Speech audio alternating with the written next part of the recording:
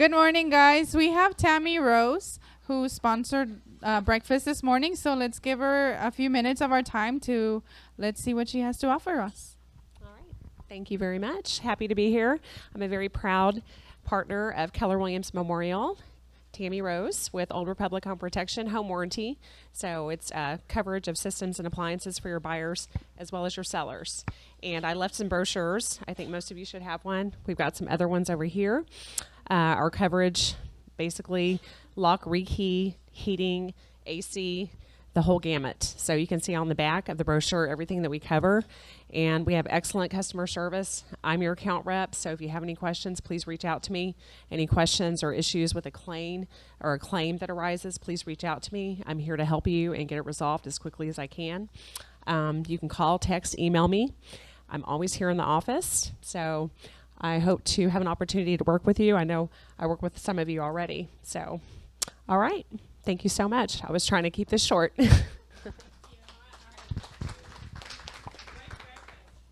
Hi, I'm Jeannie Kugler with Allegiance Title and a proud partner of Keller Williams Memorial.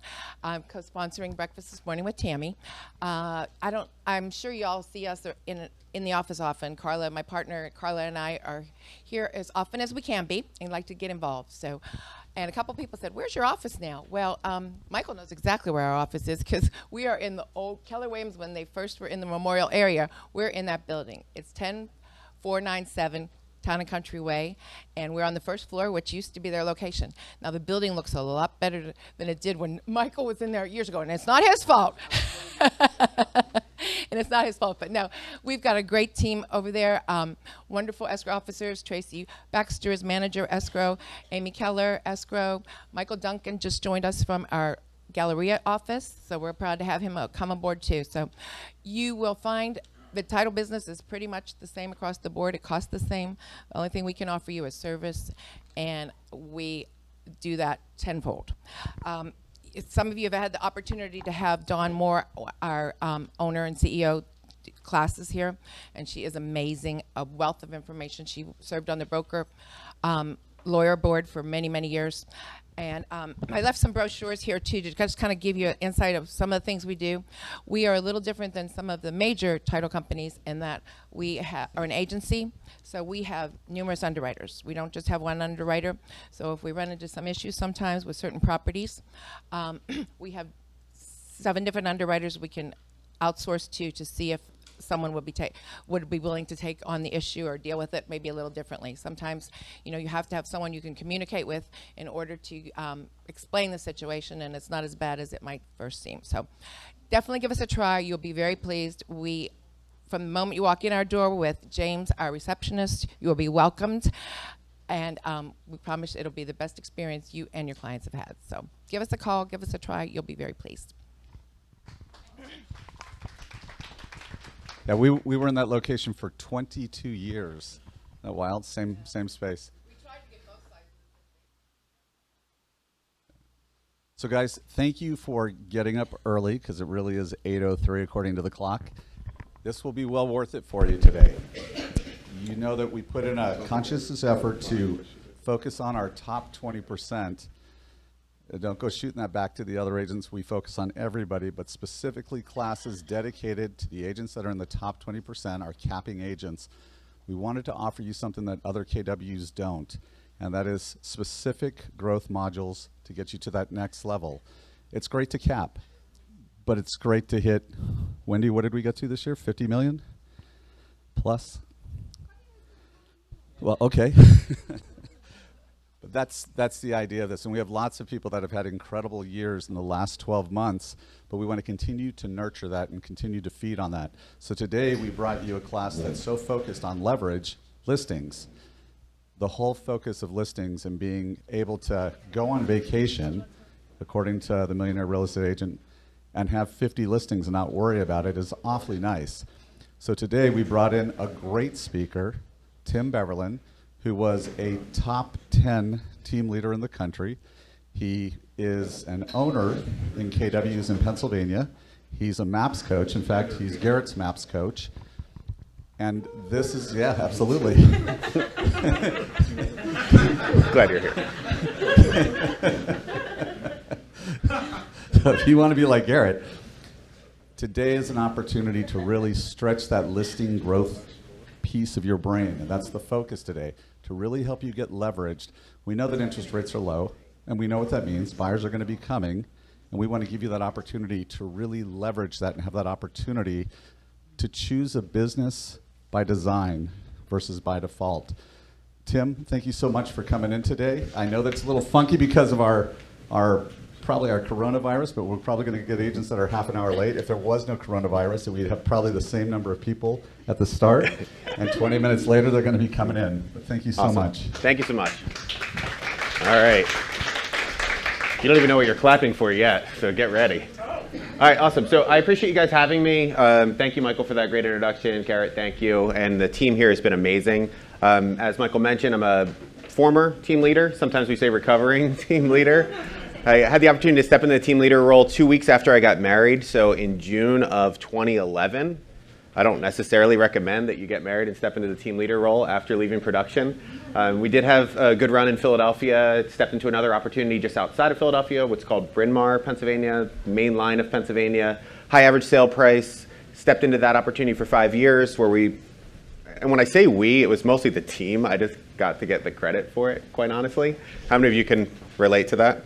You've got a really great support system and they make you look better than you actually are. I really appreciate that. And we had a good run there. We built a market center that finished in the top 15 in the country that year in growth. My partners and I decided to buy another market center. So we've been investors in multiple market centers throughout the Pennsylvania area. We actually expanded into Delaware. We expanded into Maryland. We've since sold some of those market centers. The good, the bad, the ugly. I've been an agent. I've been a mega agent. Been in leadership. And now I'm in MAPS coaching. So just to give you a little bit of understanding, first of all, it's really uncomfortable to give your own bio. That's what I've discovered more than anything else. I don't enjoy talking about myself. I enjoy talking about other people. Yet what I'll tell you, the reason I got into leadership was not because I didn't enjoy selling houses. In fact, I really liked it. I enjoyed that process. My mission was really to impact my community at the highest level I possibly could. And I was somewhat limited to do so as a single individual agent without any administrative help. When I added some help on, I could then service more people and thereby impact my community at a higher level. With some coaching, I realized that I could actually impact even more people if I could be in leadership within a market center that could then impact. Fast forward to 2 years ago, and the aha was, well, if I'm in leadership coaching, I can then coach regional directors, OPs, team leaders, assistant team leaders, brokers, and all these other people in leadership within KW who can then impact their area, who then kind of see how that point works. So the reason I'm doing this is actually because it fulfills my mission. I am going to ask throughout this course that it's interactive, because if you have to listen to me talk for the next couple of hours, you're going to hate life. I'll give you my wife's cell phone number. You can text her and ask her what that's like to listen to me talk for 4 hours. You won't enjoy it. Yet what I do want to bring to you is an interactive workshop that's focused on what you want to cover. You're going to hear coming out from Keller Williams very soon, if you haven't already, that Win with Sellers is designed for agents that close 8 units or less a year. How many of you just got excited? Anybody closing more than 8 units a year in the room? Based on our conversations, I think that's everybody in the room. Here's a really great part. It's a scalable model. So we're going to take what we have as some materials and we're going to expand on them. These materials are written in 2017. Has there been a couple changes in the industry since 2017? Yes. Maybe in the last 12 months? Yes. Maybe in the last couple weeks? Yes. Maybe last week when the Fed decided that they were going to cut rates by 0.5 point? Little change? There's some virus floating around that people are talking about. I'm not sure what it is. Causing some panic to buy toilet paper for some odd reason. Haven't connected those dots. And yet, we can take this course literally in any direction you want to. Our intention is to wrap up around 1 o'clock today, is what I'm told. Good. We'll take a break probably just a couple minutes before 11. So we'll probably take 10:45 till 11 o'clock. Take about a 15-minute break, let you grab coffee, get hydrated. If you need to stand up and walk around, please do that. I don't really stand still, so how do I expect you to sit there? If you need to take a phone call, step out, feel free. You're going to find this to be pretty laid back, pretty easy. I'll do my best to keep the northeast part of my behavioral style out of the class. Sometimes it's a little harsh, so I'll be nice, I promise. Any questions before we get going? Cool. All right, so the interactive part's going to happen right away. What do you want to cover? What's going to make this worth your time from now till 1 o'clock today? Just yell it out. Not all at once. All right, take more listings.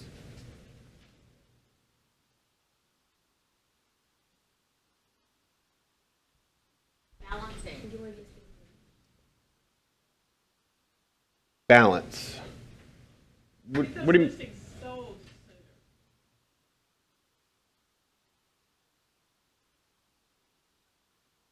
And I heard listing consultation or presentation.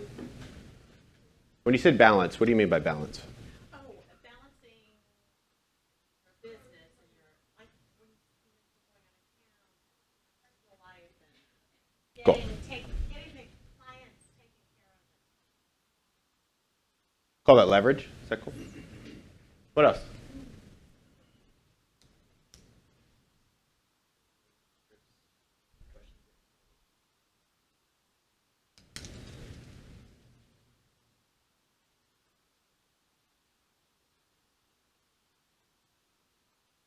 I didn't go to Catholic school. Can you tell by my penmanship? What else? So take listings that balance, that work-life counterbalance, selling more listings, listing consultation or listing presentation, leverage for your business.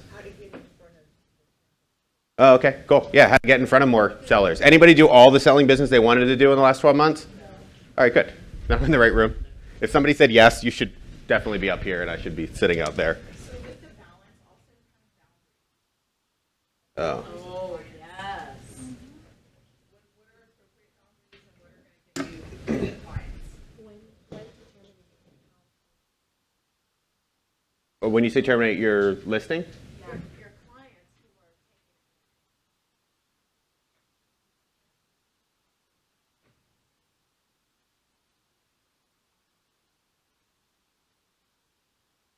Anything else?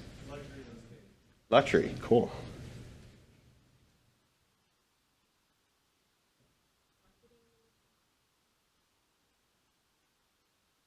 All right, so this class is going to end sometime next month. That was what market. Yeah, I want you to. Bring it on. And by the way, we're going to find that some of these things are going to be the same and they're going to overlap. Anything else? We cover all this. Will it be worth your next 4 hours? All right, great. Again, and it's interactive if possible. Thank you already for participating because that makes things a lot better. We'll hit all of these things. We are going to hit the materials, so you should have gotten the materials, I believe, emailed to you. Some of you may have physical packets. You're going to notice it's like 170-something pages with resources. Any chance we're going to cover all those pages? Please say no. No? Does anybody work for Keller Williams University? I'm privileged to be a Keller Williams University instructor, approved instructor. I'm not master faculty. Are we recording this class? Yeah? We are recording? All right, cool. I'll still watch what I say. And yeah, we're going to take the materials and we're going to expand upon them. So we are absolutely going to use Keller Williams materials. There. And we're going to keep growing from there. I heard anybody in Gary's top 100 mastermind? Awesome. If I say things that Gary said in the top 100 mastermind, and maybe that's the version I heard of those things, can this be a safe environment? Or you can correct me, either one. Yeah, I'll appreciate it. I heard a story in Gary's top 100 mastermind where he did something like this, went through a list. Is my microphone going in and out, or are we good? Sort of good? All right, cool. Put a list like this up. And then Gary likes drawings. And he drew that. What do you think he meant by that? Let's look at our list again. Does everything actually fall in alignment with leads, listings, or leverage? Is there anything else, quite honestly? Some could argue mindset, I guess. I didn't hear that come up, so I think we're good. Maybe life counterbalance, that's probably leverage too. How many of you are using command? How do you like it? I appreciate feedback. It's okay. Something Gary was kind enough to share with us at Family Reunion. So in case you didn't know, Gary is now the CEO of MAPS Coaching as well. Apparently he's always been the CEO of MAPS Coaching, and yet he is very involved with us as MAPS coaches, and we are super grateful. It went for like apparently a decade of Gary not being in front of coaches to now he is in front of coaches. So he was kind enough to have a special session with us right before Family Reunion, and he just flat out called us all out. And he said if you were really using command at a high level, our phones would be exploding in Austin with complaints. We know it doesn't work 100%. We're aware of that. We're working on it. Josh is working around the clock. The team's working around the clock. So your feedback is actually appreciated. So let us know if things aren't working. Send the feedback directly to directly to Keller Williams, not to Maps. Send it directly to Keller Williams. Let them know there's a little button on command. Why tech? Why do I bring this up at all? I've got 3 children under the age of 7, which is why I love traveling to teach classes, and I work from home. And our daughter, Grayson, is now 18 months old. So mega camp 2 years ago, a year and a half ago, my wife's expecting at the time, and right before mega camp, it was one of those mega camps like, are you sure you're going to be allowed to go or not? And I was given the green light that I could attend mega camp, which I appreciated from the doctor as well as my wife. And I went to lunch during leadership the last day, and I came out of lunch with my 4 business partners that were there, 3 business partners that were there, and all of us had all these voicemails. Generally speaking, voicemails aren't a good thing when you're traveling, especially when they're all from your wife to all of your partners. And the voicemail that I finally received was, my water broke and I'm driving myself to the hospital. Now, I live outside of Philadelphia. Getting from Austin to the East Coast at 3 o'clock in the afternoon is challenging. There's some opportunities there on a Friday. So she sat in rush hour traffic, got to the hospital. They said, where's your husband? I said he's in Austin, Texas. They said, well, he'll get to meet your daughter tomorrow. I got to the airport, got to the hotel, or got to the switched through Dallas, you know, all the fun stuff that comes with travel. Got to the hospital at like 3 o'clock in the morning, and our daughter waited till about noon to be born. Good news, I made it in time, which, by the way, I would never tell that story if I didn't make it in time. There's this wonderful thing that exists in medicine that's called an epidural, and it makes people really happy. And I'm grateful that my wife was super happy, because 2 hours later I got an email from Gary Keller's office. Hey, Tim, can you come back in 2 weeks and spend the day with Gary and Josh? I looked at my wife with our new daughter and said, hey, just got an email from Gary's office, and I'm still wearing the suit I had on the day before at Mega Camp at this point. How do you feel about me going back to Texas 2 weeks from today? And she was still really happy on an epidural and said, sure, have fun.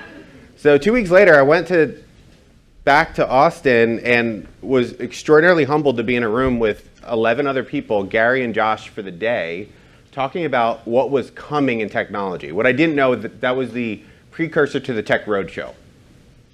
And it was Josh and Gary pouring into us. And when I looked around the room and saw that I was the only non-agent, after the class was over, because I didn't want to spark any controversy before it, said to the person on staff that invited me, I said, did you put my name down by mistake? Like, I think you messed up, because I'm not probably the person you thought. As I look around and I'm sitting at the table with Lance and Karina, and I'm seeing all these other people that are selling lots and lots of real estate, I'm not that person, and I was grateful they gave me that opportunity. What do you think they expected in return?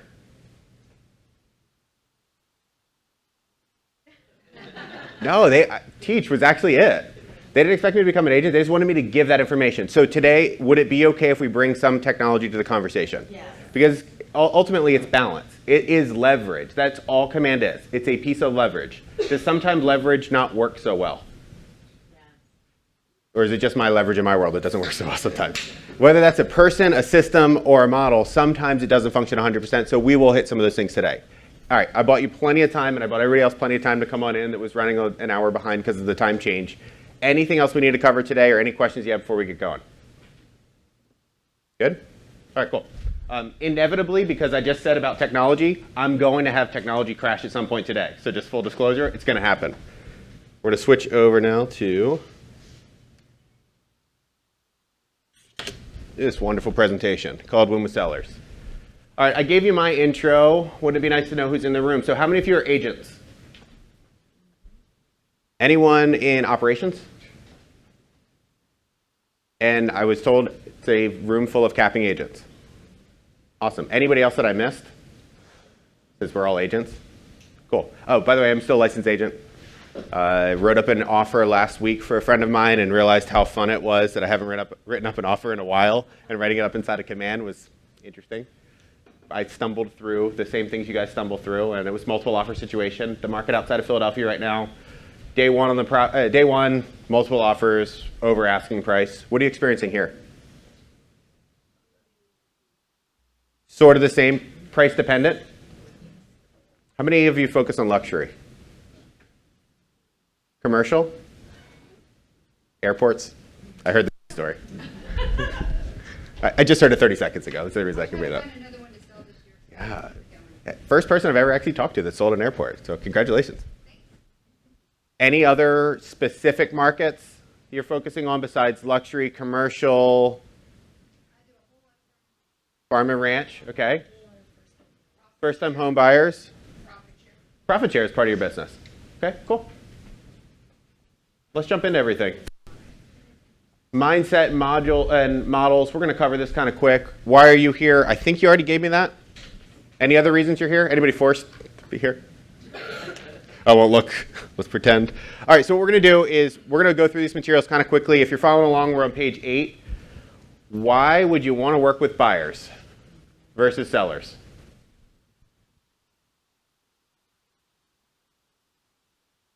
Yeah. If you have a buyer? Yeah. Could be. Yeah. By the way, that's not wrong. There are no wrong answers. Why would you want to maybe consider working with more sellers than buyers? National Association of Realtors put out a stat a couple years ago that said sellers from start to finish take 8 hours of actually your time. Not 8 hours to sell. 8 hours of actual work and involvement. Buyers take 40 hours. Doesn't mean right or wrong. It's just there's a lot more steps involved in a buyer side transaction. In fact, MREA says there's 192 steps in a transaction. A lot of them are on the buyer side as you're walking through that. So from a leverage standpoint on page 8, sellers actually give you more leverage. In fact, the most profitable business you can run as an agent, and when I say profitable, I mean it's a percentage, net profit as a percentage of total GCI. The highest percentage you're going to get is a single agent with an admin. By far the highest percentage of GCI. That does not mean you're going to make the most GCI. They're two very different things. Because every hire thereafter, you're trading time for money. Good news, the pie gets bigger. The pie can get a lot bigger. What's the ultimate goal to have if you have a 6th or 7th level team as far as percentage profit of total GCI? What's a sign of a really healthy real estate business? Okay, what percentage? Take a guess. Thank you. Yeah, right. Of course, the only other person in leadership that I get to pick on today, and she had to get it right because I also coached Jess. So if she didn't get that right, so 40%. 40% of GCI is actually your goal, to run a 40% profitable business. What does that mean for every dollar that comes in? How much is actually yours? 40 cents of every dollar before taxes, which takes out another chunk. Even in Texas, still takes out another chunk. Although your tax laws are much, much better than Pennsylvania. I do see why people live here. So we're going to look at some of these practices today about the 30-30-40 model. 30% cost of sales, 30% expenses, 40% net profit margin.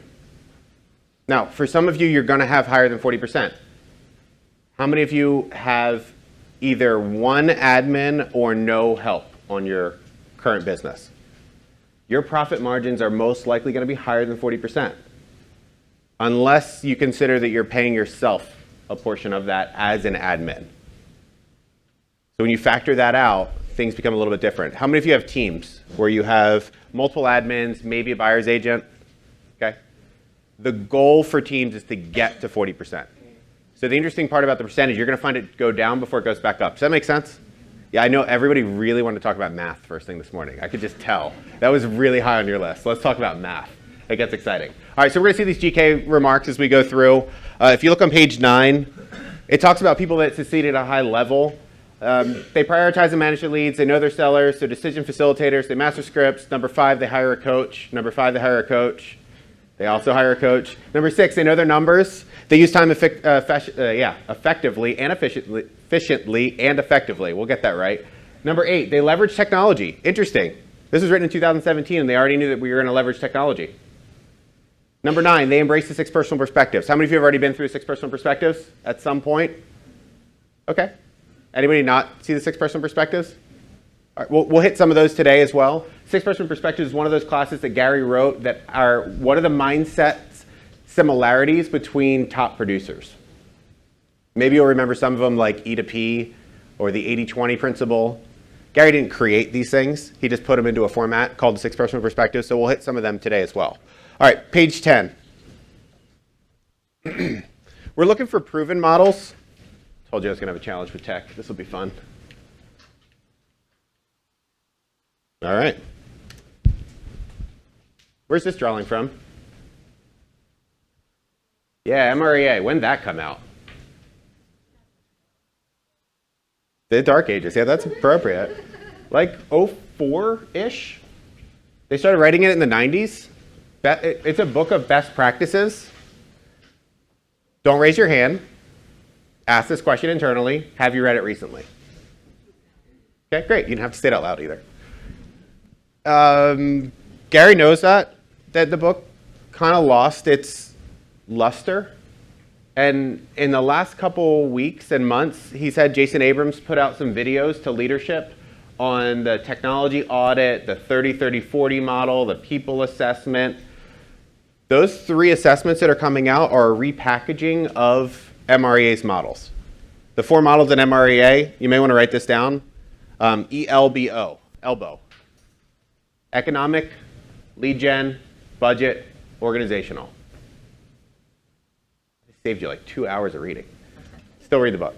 ELBO, economic, lead gen, budget, organizational. Actually in that order. The reason I wanted to hit this early on, when I have the opportunity to present to agents, which of those four models do you think they want to talk about first? I wish it was lead gen. I wish it was economic. I wish it was budget. It is organization. I've had the opportunity to run a couple of sessions that are called How to Build a Real Estate Team. It's packed. You get people from everywhere that come in. I want to build a team. Okay, maybe. That's the fourth model is when you actually add people to your world. The first model, the economic model, what's that all about? How much money do you want to make? So you think about the economic model, it starts with profit. It's a great book called Profit First. Really smart. Gary's pretty smart, really smart. He had Michael, the author of Profit First, come into Austin, Texas about 8, 9, 10 months ago. I know time goes fast. And he had them present to a lot of the leadership within KW. So the big room in Austin in the basement, if you've ever been there, full of leaders. He's got Michael up there presenting about his book called Profit First. I see some photos afterwards, and I see all these people lining up to get their photo taken with the author of this book that wrote a book called Profit First. And I look in the background, and I see Gary Keller. So there's a line of people getting their photo taken with Michael, who's probably a millionaire, while the billionaire is sitting in the background.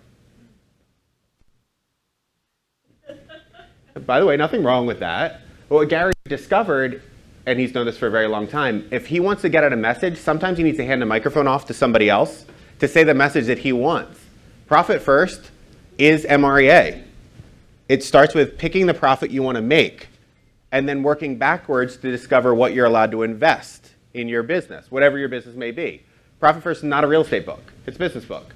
MREA is also a business book, not necessarily just a real estate book. So economic model is all about how much money do you want to earn. Number 2 is a lead gen. What do I have to do in order to earn the money I need to earn for my business? Number 3 is what model? You just wrote it down. Budget. What is that? What am I allowed to invest? What am I allowed to invest in my business that will allow me to lead generate that I want to ultimately earn the profit I want to earn? And then number 4, what's the last model? We've heard Gary say this in the past, and actually Tony DeCello said this a lot of times. You don't build a team. You actually build a business that requires a team. What's the difference?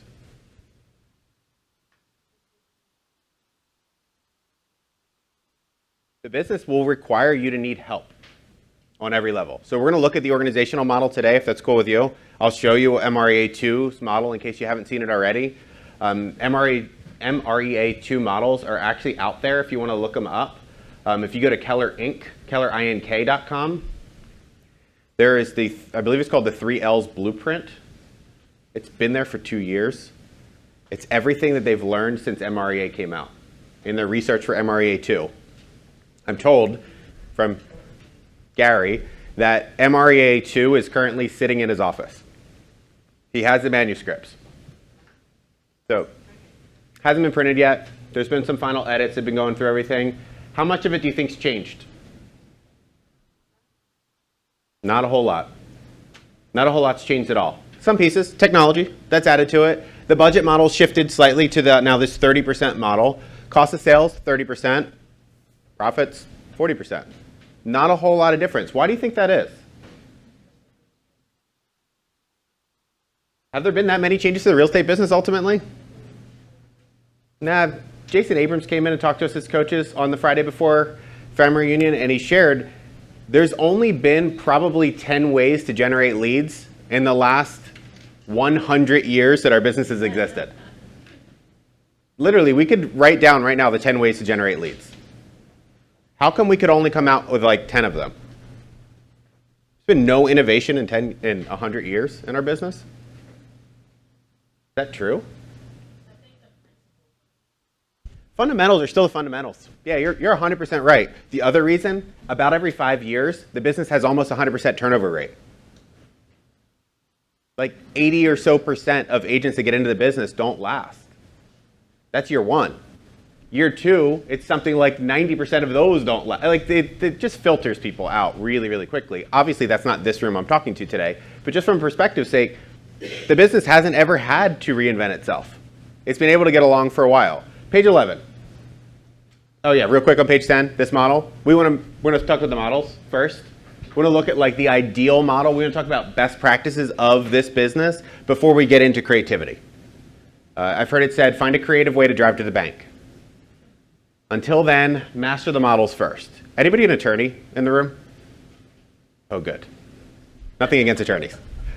One of my partners in our market centers is an attorney. And he said in law school he learned early on, do not have a creative thought for the first 3 years. I may suggest the same thing applies to real estate. I sold a house in Lancaster County. My parents moved to Pennsylvania from South Jersey when I went away to college. I get done college, I drive by a sign that says get your real estate license. I call the number, I go to a career night. 2 weeks later, I have a license.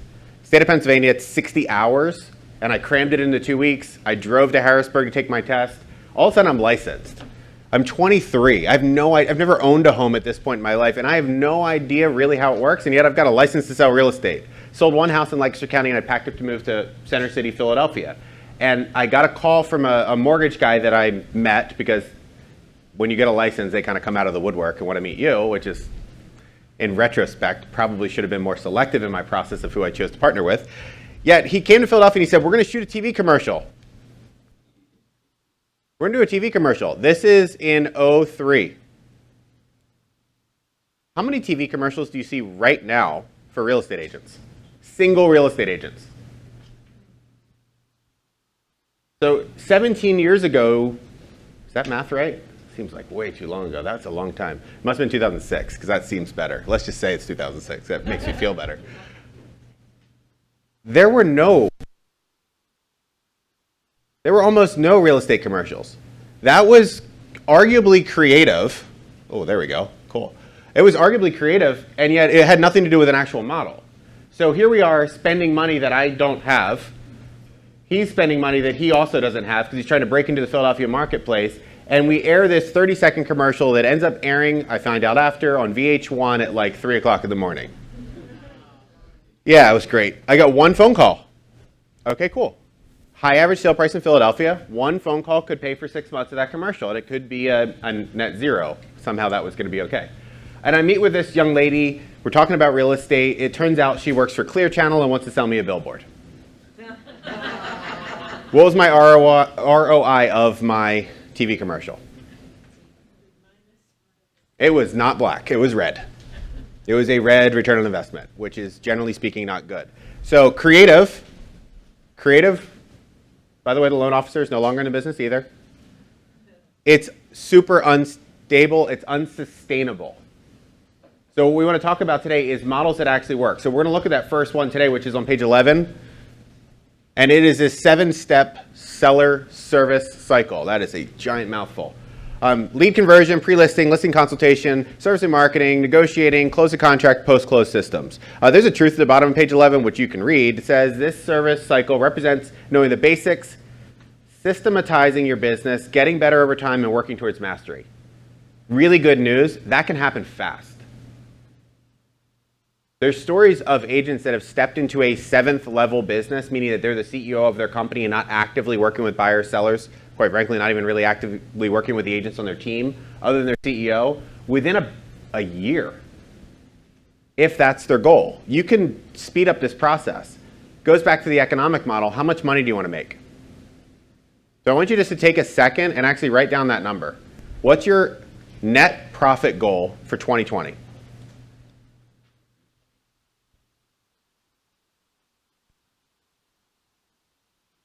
This isn't bold. I'm not going to ask you to double it. So what's your actual net profit goal? What would make this a business that's actually worth owning for you and your families? Or for you and those you care about? Or if you don't care about anybody, for you and your charity? Or just for you? Whatever that looks like. Everybody get their number? Is it a number that makes you happy? Okay, that's your net profit number. What does that mean in terms of gross commission? It's going to have to be higher or lower than that number? Yeah, significantly higher. In fact, according to our math, it's going to have to be 2.5 times higher, approximately. That's going to have to be your GCI goal. Average commission that you're working with here, 2.5%, 3% per side? More 3? Okay. Can you start to figure out the volume you have to do? I'd encourage you not to think in terms of volume. I know that seems weird. Start thinking about GCI in units. Volume is very, very market dependent. That's going to fluctuate. Unit count and going for more units each year, great. GCI, great. Let's increase that. I met with a team just a few short weeks ago from another company that rhymes with Berkshire Hathaway.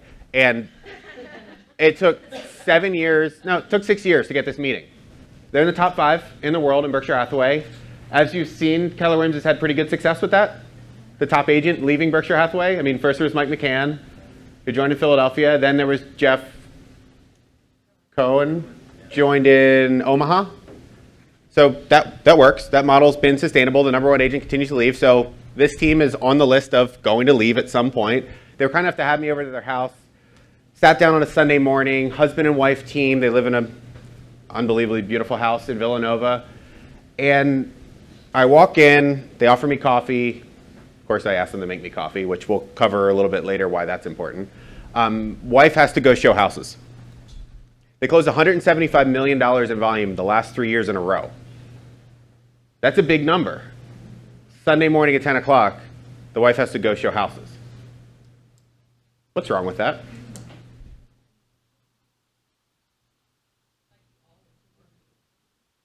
How's that work-life counterbalance?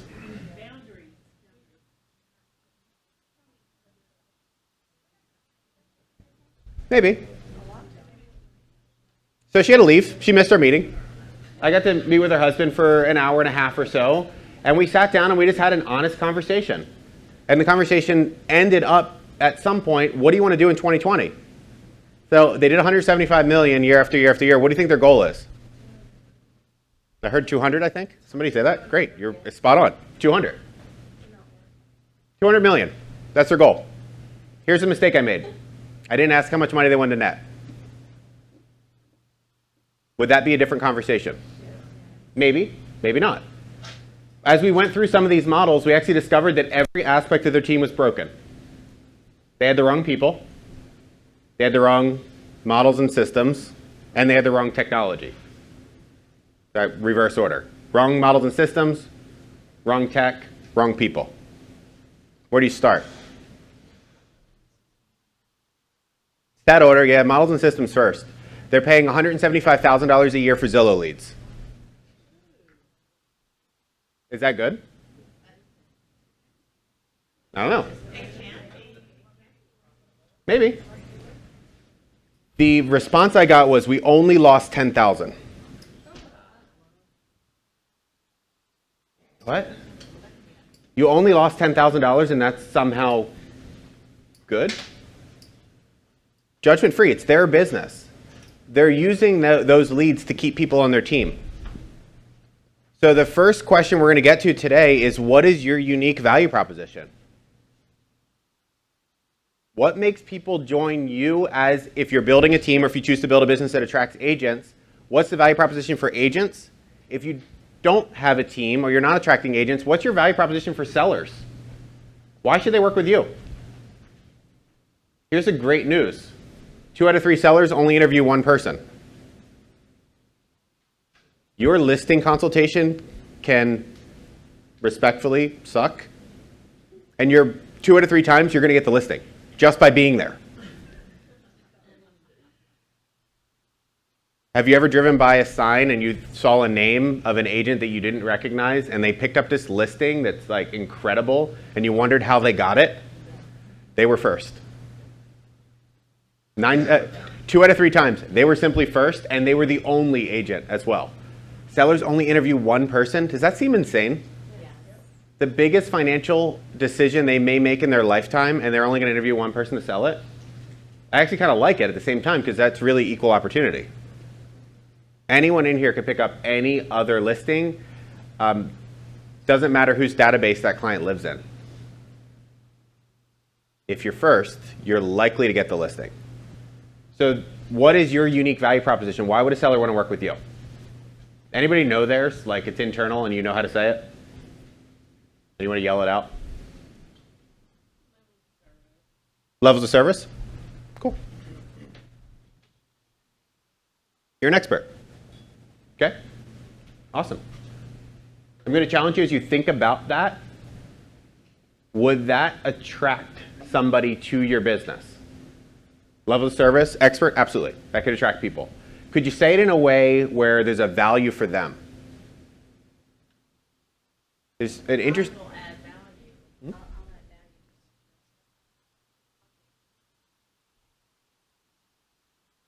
They buy into your service at a high level. So getting people to buy into that is important. Most agents that have a repeatable, large business have in common consistency in the way they deliver that service. Meaning that every single person on their team, on their just solds, had the same experience. So this wonderful coffee gift came from, I'm guessing you can see, came from Starbucks. I would expect that this latte tastes the same here as it does in Philadelphia, as it does in Seattle, as it does in Maine. Why would I expect that? The brand. There's a recipe involved. The moment that something tastes wrong, either I ordered wrong or somebody messed up. That's what my brain goes to right away. By the way, if it tastes better than normal, I think something's still wrong. Because I expect it to taste a certain way, slightly burned, and whatever else they do to a latte. That's just kind of what you've grown to expect at a Starbucks. And yet, consistency is the key. So why do people go back to Starbucks time after time after time? I kind of already said it. You know what you're going to get. Every single time, they're also on every corner. And you know what you're going to get every single time. So if you think back to your last 12 months in production, did every single customer get the exact same experience? Please say no. They didn't. I asked myself, do all of my coaching clients get the exact same experience? Whoops. Probably not. I'm in Houston today. I'm not at the other locations. Not everybody gets the same level of experience. Okay, great. So maybe there's some clients that get extra special attention. That's important too. You've got an investor that wants to buy an airport or sell an airport. Great. They get different levels of service perhaps for that level of clientele. And yet the actual process should be the same. We good with that? All right, so that process, page 13, we're going to really just skip because you do the following. You already lead generate. All right, page 14. We're moving like the wind. Page 14 is your actions. Think about your listing appointments. What do you actually do during that listing consultation that increases your success rates? Go ahead, say it again. You listen. Ironic that you said I listen and I missed it. Funny how that works. I listen. Is it a presentation or is it a consultation? Does sometimes it become a presentation? Are those the listings that maybe you don't get? So I gave you the number, 2 out of 3 sellers interview only one person. MREA 2, the goal is 75% conversion rate. 75% of the listing consultations you go on, you intend to take. So I'm not going to have anybody raise their hand. I'll raise my own. You had a higher conversion rate than that. So just think about that. The feedback, the coaching would be you probably didn't go on enough appointments. Or you said yes to some listings that maybe you shouldn't have. The seller that said their house was haunted. And that doesn't make them crazy. Everything else makes them crazy. Did you say yes to a listing that you probably would have said no to if you had more opportunities? You had more at-bats. Okay? Your rate was much lower than that. You had a lower than a 75% conversion rate. Are you just hard to please? Or is there a conversion opportunity? Or maybe your team, if you have a team, you have somebody else going on listings, maybe they have an opportunity to coach them up a little bit. Also, I'll say that you'll see 75% over time. You'll see that number show up over time, either a 12-month period. It may vary slightly from there. Second 75% conversion rate I want you to consider is 75% of your listings will actually sell. That you really see show up over time. Right now, we're 75% of your listings selling. Is it more than that?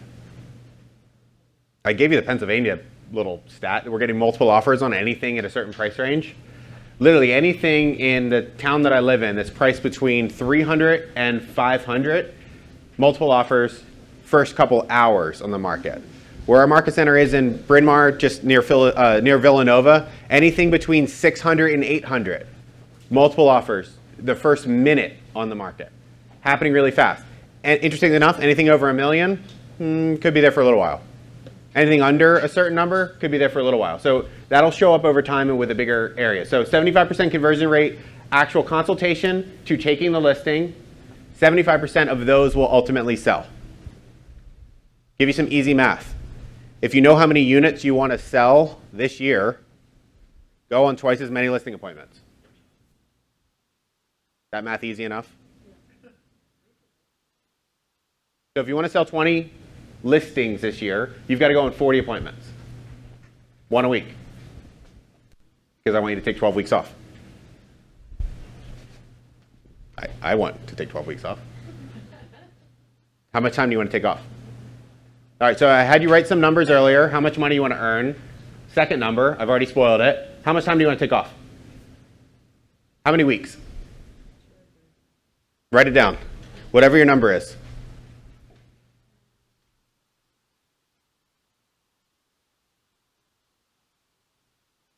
I'm seeing some looks. It's hard to write down how much time you're going to take off.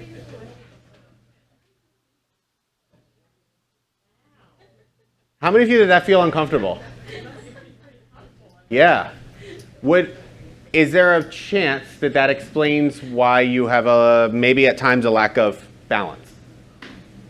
If it's hard to even imagine taking time off, so those of you that have been in any of Gary's groups, he has still a black book that's like a month at a glance.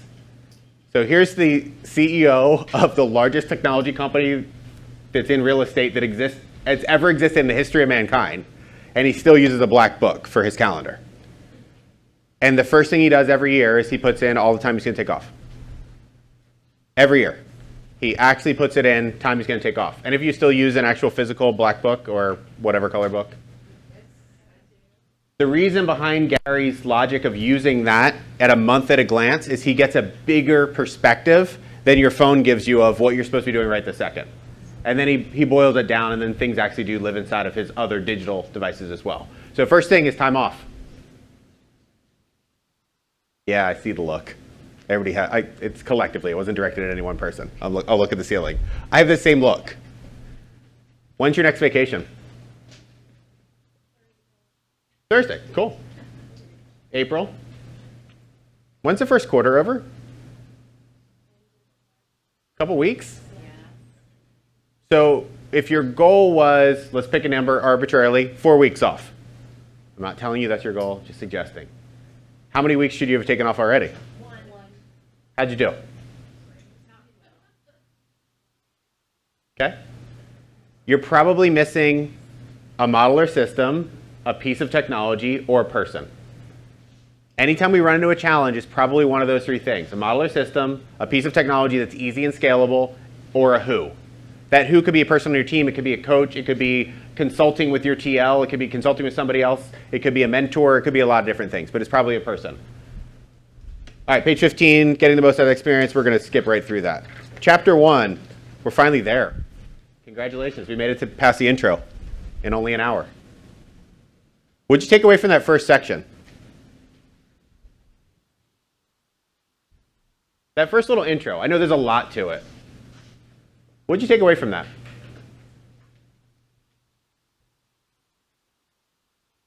No one packed up their stuff and left, so there must have been something in there. Yeah. More haphazard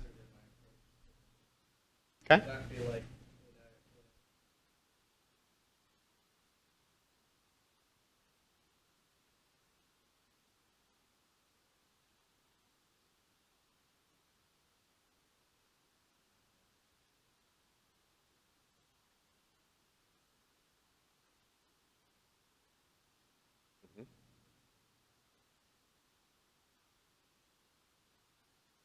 Anybody else feeling that way?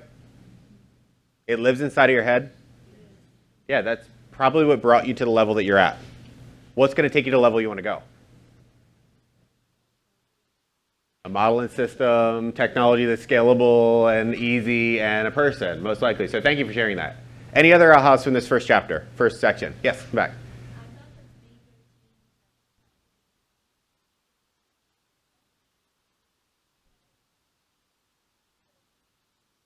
Yeah. The interesting part about the bigger the team in terms of units and volume, it actually exposes their weaknesses at a higher level. So with that team on a Sunday morning, rewind to last week. Last Thursday morning, I had breakfast with a very good friend of mine. He closed $110 million last year at also a company that rhymes with Berkshire Hathaway. And we had a face-to-face conversation a year ago, February 1st. Him and I were in Austin with Gary. It was myself, this agent, Gary, Josh, and Jason for 4.5 hours the week before family reunion. We came back, that was on a Friday. We came back Monday, he collapsed. Literally collapsed. Found out that he needed a triple bypass. At the time, he's 48 years old. So last Thursday when we had breakfast together, it was exactly 1 year since he had his surgery. He's still at the same company, nothing's changed. So the very harsh conversation we had to have was, he still has no money. He closed $100+ million, $120 million. Doesn't know where his money's going, doesn't have the right people, doesn't have the operations, doesn't have a model or system, is so afraid that at some point this hamster wheel is going to stop that he doesn't know how to get out. And the harsh conversation, he has 3 little girls. He has twins that are 8 and a daughter that's 9. 3 Irish triplets, I guess. Is that official? They're 11 months apart. Is that even a thing? It was really fun when they were all 3 for that month. And I just said to him, quite frankly, your 50th birthday is in October. Are you going to make it? And that's a hard conversation to have with your friend, no less the reality that he's not sure because nothing's changed. Great question. He doesn't have a written model or system. He doesn't know. It's just his accounting system is when my credit card gets maxed out each month, I'll know that it's time to stop spending. Yeah, it sounds terrible. Us sometimes live that way too. If we don't really know where it's all going, it's all flushing out. And I'm going to show you a thing now that I hope will make a lot of sense. So, she's a doctor. Ironically, She's a doctor. National Women's Day yesterday. That was unnecessary. Yeah. Sorry, but we don't know where it's going. You know, sometimes it is the other spouse. So she's a doctor and actually makes good money too. But he's got some money coming in, so they're not broke. Broke is relative. That's what we're determining. The reality is, if he's just simply not stopping, that's what's ultimately going to physically make him ill, is he works 70, 80 hours a week because he doesn't have he doesn't have a modeler system, he doesn't have technology, he doesn't have people that he trusts to actually run the business. And the money, where is it actually going? It's going to all his personal expenses. It's going to billboards. It's going to all these things that have zero return on investment. So here's the exercise I'm going to encourage you to do. What happens when you take a listing? Actually, we're going to take one step before that. You get a call from a friend, and they've got a listing referral.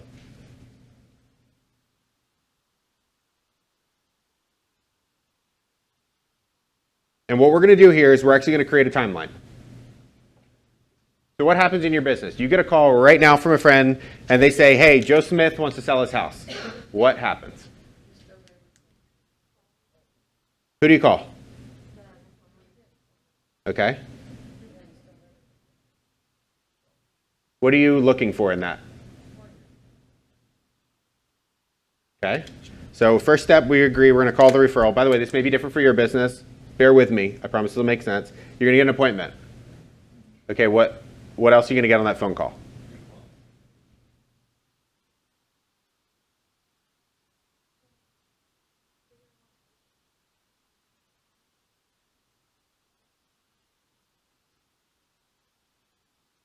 Okay. What else on that phone call? They're selling. Still want a budget? Maybe. By the way, no. You may still need a budget in there. They may be buying too. Pre-qual, maybe their motivation. That may be a combination, pre-qual and... Could be, but great question.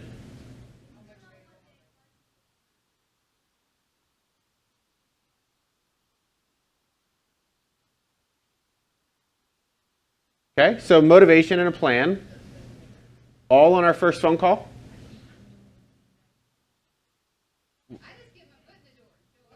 Okay. All right, so the goal, can we all agree that the goal of this phone call is to get an appointment?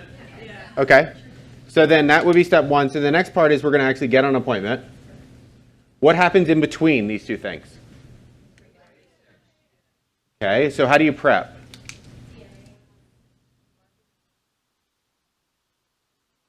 Well, we can agree that there's a list here of things you do, right? Before the appointment. Then what happens after the appointment? Do you see where we're getting steps? We're actually mapping out what happens. Do any of you already have this in writing? Okay, cool. A couple do.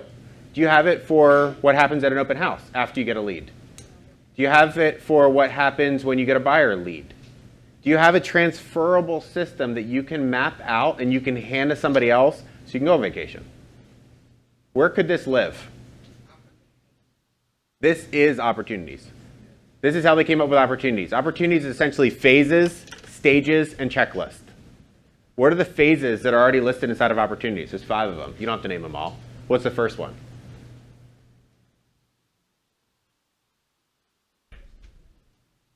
Cultivate. This isn't gotcha that I know more than you. That's not my intention. That's the only one I remember off the top of my head. Cultivate. So if I were to meet this person, or if I got it as a referral, this might be under cultivate, and my first stage under cultivate might be call the referral, and then I'm going to build out a checklist for that. Is this going to take some time? Yes. Would this be worth your time as accountability partners together to actually list out what you do and then look what somebody else does? Would you start to gather best practices? That helpful? That's what a mastermind consists of. When you actually have your practices, somebody else has their practices, and together you collectively come up with something that works better. What does that sound a lot like? It's red and it starts with M. And then there's an R and there's an E and an A. And it's a book. How'd they write MREA? Anybody know the backstory of how they wrote MREA? They flew a bunch of agents in from all over the country into Austin, Texas, and they started talking about best practices. MREA is a collection of best practices. So could you do the same thing for your business? Actually map out your listing business so that you know what happens each step. Because what's the goal again? What's the goal of my cup of coffee? Consistency. Yeah, consistency. Until you get consistent, you can improve. Once you get that consistency going, then you can add extra features. If the car doesn't drive, you can't add technology to it. You've got to at least have a mobile vehicle first. Then you get to add some cool features. Is this helpful? Okay, how long do you think this will take? Yeah, it might. Who would know this system? Probably only you, actually. This is your business. So as you're mapping this out, you're gonna miss some things. It's going to happen. So as you start building this out inside of Command, inside of Opportunities, I'd recommend whiteboarding it first and breaking it down that simple. If it was me doing this, I would start with my listing business because that's what we're talking about today. And then I might move into my buyer business. Then I might move into my top lead generation sources. What are your top sources for lead gen? Where are your leads coming from? Okay. Let's list them out. We'll flip it over. We'll save some paper today. All right, so referrals.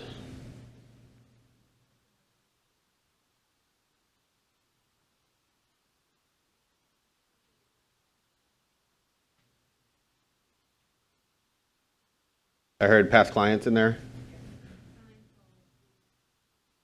Okay.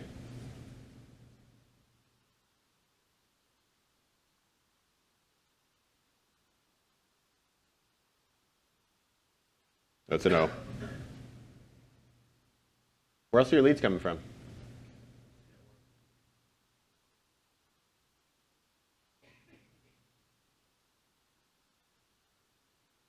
Any geographic farms? Geographic, demographic, whatever farms you may have. Okay, so here's an aha I'm having from the front of the room. Do we actually know? Judgment free. This is a safe environment, even though we're recording this, I think. That's okay. It's going to be internal, I'm told, not external, thankfully. You never know what's going to come out. I live in Philadelphia. What's that discovery you just had as we went through that? If you didn't know where they came from, it's probably not being tracked. So back to my money story, the friend of mine that I met with, by the way, he doesn't know either where his business is coming from. So as a result, he's spending money on everything. What we know from research, from Jay Papazan researching top producing people, generally speaking, they have 3 sources of business. They've got 3. Some have slightly less, but most of them have right around 3 of these sources. And we probably couldn't name all that many more, could we? I mean, maybe there's door knocking. Is that still a thing? I don't know. That's dangerous to do in Philadelphia. Maybe there's, what else could we even add to this? Social, we have social up there, so yes. And PC stands for past clients. Sign calls, expired, networking, farms. I don't know. We probably couldn't list that many more. By the way, that goes back to the exhausted list of nothing's changed in 100 years in real estate. There's still a very limited number of ways to generate business. So what are your top 3? So part of your homework today is going to be, in addition to mapping out your business, take your last 12 months, every transaction you closed. Where did it come from? And the goal would be to draw something like this and figure out what's coming from what section. All right, so I know that actually my open houses generated this many. I know that social media generated this many, and I know that my past clients generated this many. And here's what's interesting is we're probably going to find that your number 1 source is sphere of influence. if we're just being honest. I worked with a Keller Williams team in Colorado, and I won't say what their name is, not that you'd probably know them anyway, and we listed out all their clients. We found that Zillow was responsible for 1 closing. What was their biggest spend? Also Zillow. So they spent $28,000 a year on Zillow, and it closed 1 transaction that resulted in $10,000 in commission. Interestingly enough, their cap is $18,000. They spent their cap on a Zillow lead, if we look at it from that perspective. Now, why don't they know? They didn't slow down, but we all do this.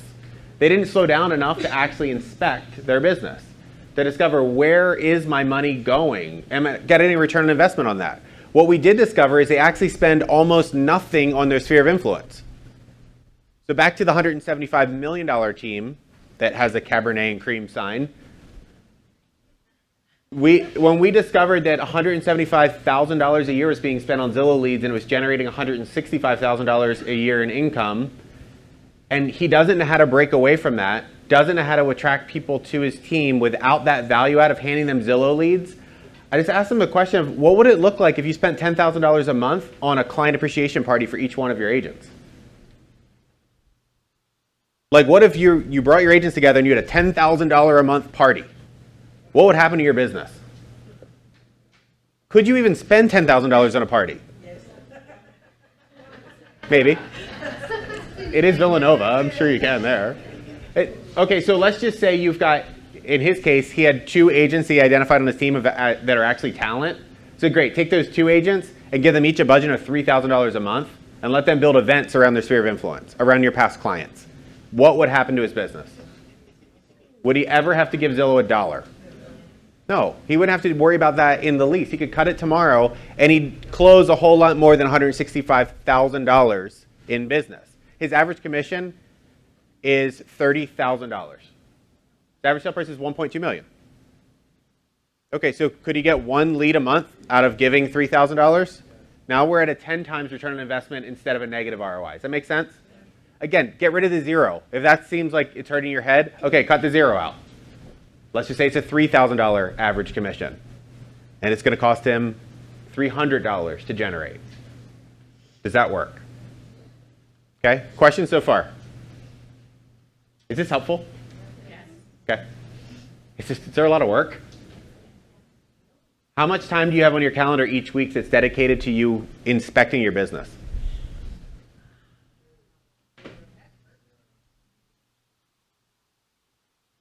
Any of you know how much your cable bill is each month? Yes. Like by detail, you know exactly what it is? Yeah, good. I don't. I'd be totally honest. I have no idea. I bet it would hurt if I actually sat down and looked at it. It's just one of those things, just kind of set and forget it. I discovered another one of those a couple months. I realized I was paying for satellite radio for 2 cars, and I realized that the trial had ended, so it was like $30 a month per car. That was stupid. I work from home. Why do I need satellite radio for $30 a month per car for 2 cars? $60 a month going out the door, and I called them, and they renegotiated for $299 a month per car. It didn't hurt until it hurt. Like until I identified it, it didn't matter. So somebody used the example of, I think Profit First uses this example, of a tube of toothpaste. So imagine for a second you got a brand new tube of toothpaste, you squirt out some toothpaste on your toothbrush, you turn on the water to rinse it before you brush your teeth with it, because that's what normal people do. If you do something different, you're crazy, my opinion. And it falls off, and it goes down the sink. What do? Yeah, no regard for how much it is. You're going to just put more toothpaste on there. All right, now imagine for a second you're that person that has the last little bit in the tube, and you're doing your best to get it onto that toothbrush, and you're going to get that, and then you put it under the sink. How much more careful are you? You don't want to lose that little bit, and if you do drop in the sink, let's be honest, you're going to scrape it up. It's going to happen. There's some version that's going to happen. You're going to find a way, or you're going to find a way to really squeeze the next little bit. Why do I bring that up? When you have an abundance, you don't pay attention as much. What's our market been like the last 12 years? Been pretty amazing. We are, what, 13 years into a 7-year cycle? Maybe this is a better analogy. You are 52 weeks pregnant. It's time. A hard sneeze changes everything. Is that a bad analogy? Sorry. Okay, so the Fed cut interest rates last week. The Fed cut interest, they used their emergency cut interest rates last week. What happens if the market shifts? By if, I mean when. Something has to change. There's no more opportunity to cut it again. There's not enough left. Can't keep cutting to nothing. So why is that important? I think it's just important to identify that a shift is coming. This is a good opportunity to really dig into your business and make sure it's profitable. See, this comes back. Cool. All right, questions, comments, ahas from this? Yes? Well, I do this the first week of January. I do 4 days of kind of business review. Okay. I do my marketing. So I was under a bit of pressure from my assistant to do our leases because they're paperwork heavy and at every closing I track the source of it. So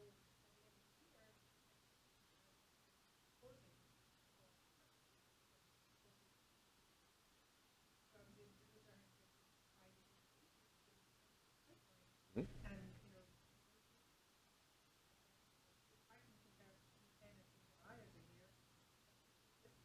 Fantastic. But I wouldn't know if I wasn't doing it. And you're doing that every January? Well, every closing I track. Every closing you track it. I Got it. have it on a spreadsheet, so I could pull it in. So that is a system. We all can agree there's a system in place to track your business. Is that a sign of a healthy business? Yes. Is that a sign of a scalable business? I know I usually use some really big numbers because there's some people that have a high average sale price in that marketplace. Does it ultimately matter? Like their goal is different. Who cares? I don't care what your goals are. I actually do care about that number you wrote down. It's your net income goal.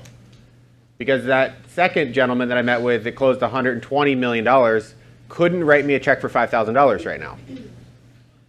It's all relative. If you're operating in red constantly, you never get caught up. It actually just gets bigger and bigger and bigger and bigger. So a practice like that, where you can start tracking your return on investment of a lease, a future return on investment actually matters a lot. I'm going to draw some other things out for you if that's okay. Do the drawings help? Yes. Okay. I came up with all these ideas myself. And by all of them, I mean I stole all of these ideas from somebody smarter. So let's go to Elmo again.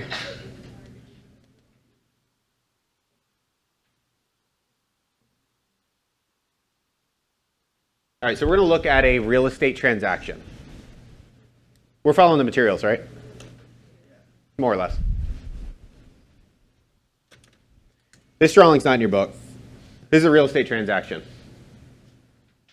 Like art scholarship worthy drawings here. Here's what we know to be true. Sometime before somebody buys or sells real estate, they get serious. How many weeks is that typically before?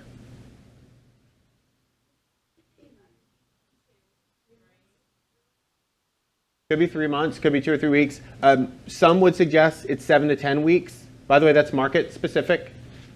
So somewhere we can agree 7, 10, like let's say it's a buyer. They get really serious about buying real estate. They go look at real estate. They put it under contract. How long until it closes?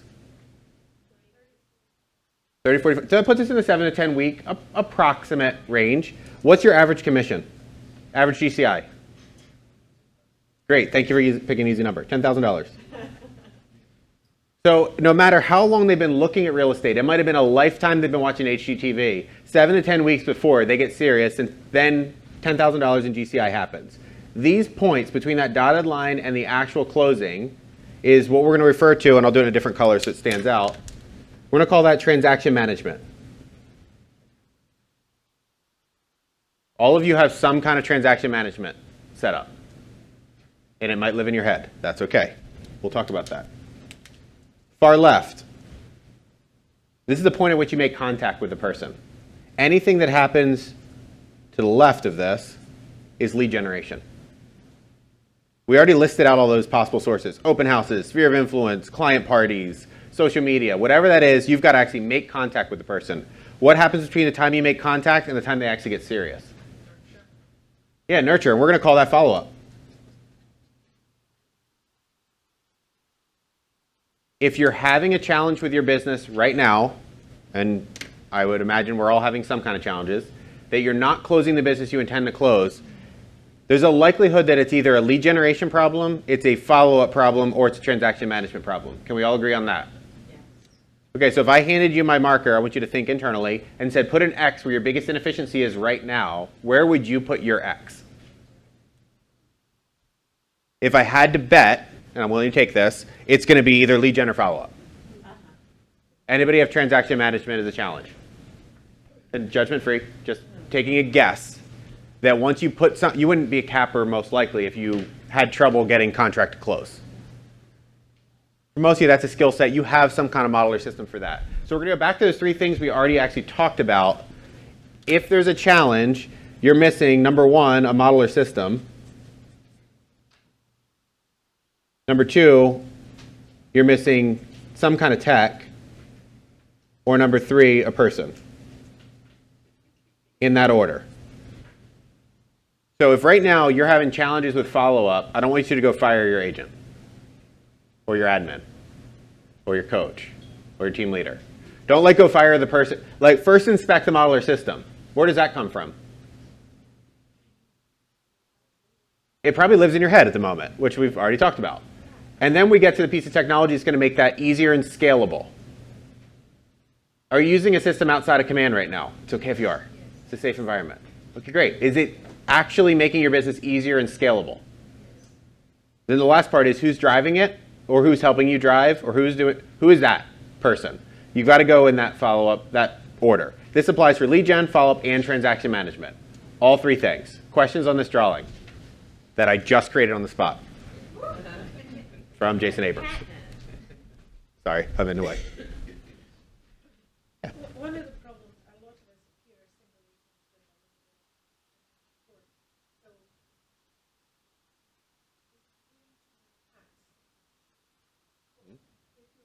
the bulk of your business comes from referral, bulk of your business comes from so the lead gen has to be a bit more personal, the follow-up has to be more personal. Great question. I can farm out the transaction management easier than the lead gen and the follow-up. Okay. So if somebody does business with you, are they actually doing business because it's you?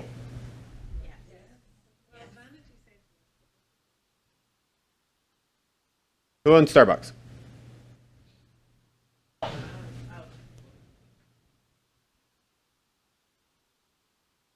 Being honest, who actually owns it? His name Howard something? I'm blanking on his actual last name. Yes, thank you. Schultz? Is that what I heard? Yeah. How many cups of coffee did he make today?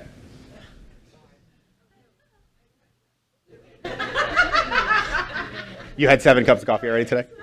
So, by the way, I'm not saying you're wrong for saying that it needs to be you. It's actually not you, though. Yeah. Totally agree with you. Fair.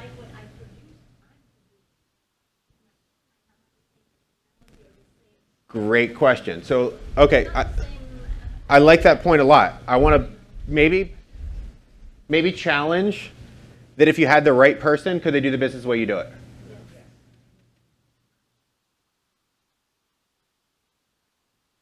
I want you to think a different way. If you had the really right person, could they do it better than you? Yes. Okay, so is it actually you, or is it that we're hiring people that aren't as talented? I know that's where the room gets weird. Everybody says, no, it's me. Okay, it might be. You might have that secret sauce that you're able to do things better than anybody else. How often do you think that's true? Maybe. Go ahead and back. Please.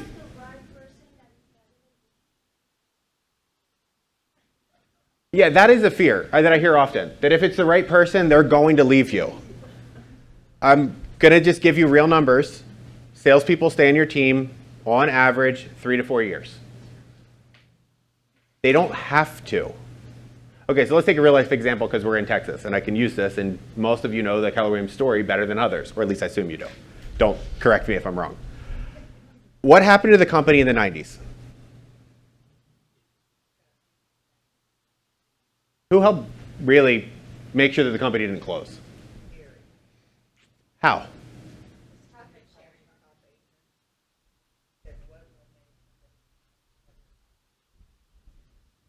That was 80s. You're 100% right. What actually happened in the 90s, the company was failing.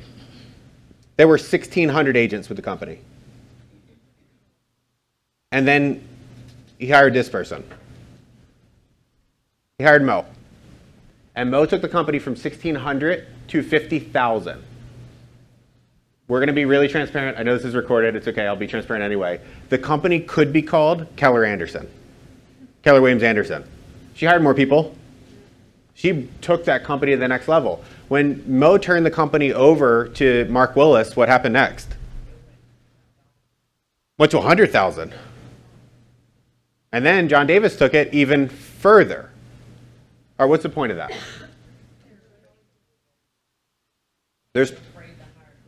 Don't be afraid to hire great people. Please don't be afraid to hire great people. If they leave you, okay. The other school of thought, what if you hire somebody that's not that talented and they stay with you? How does that work out? So here's the difference. And you're getting all kinds of fun drawings today. There's two examples. Here's your world. And you've got all these wonderful people. You got all these great people that live inside of your world. Except this person is actually growing exponentially. And they're getting bigger, and they're getting bigger, and they're getting bigger. What happens to happen to your world? It better be growing with them. So what does that look like? Why did expansion happen? Gary said to us as a group of team leaders when I was still allowed in that room,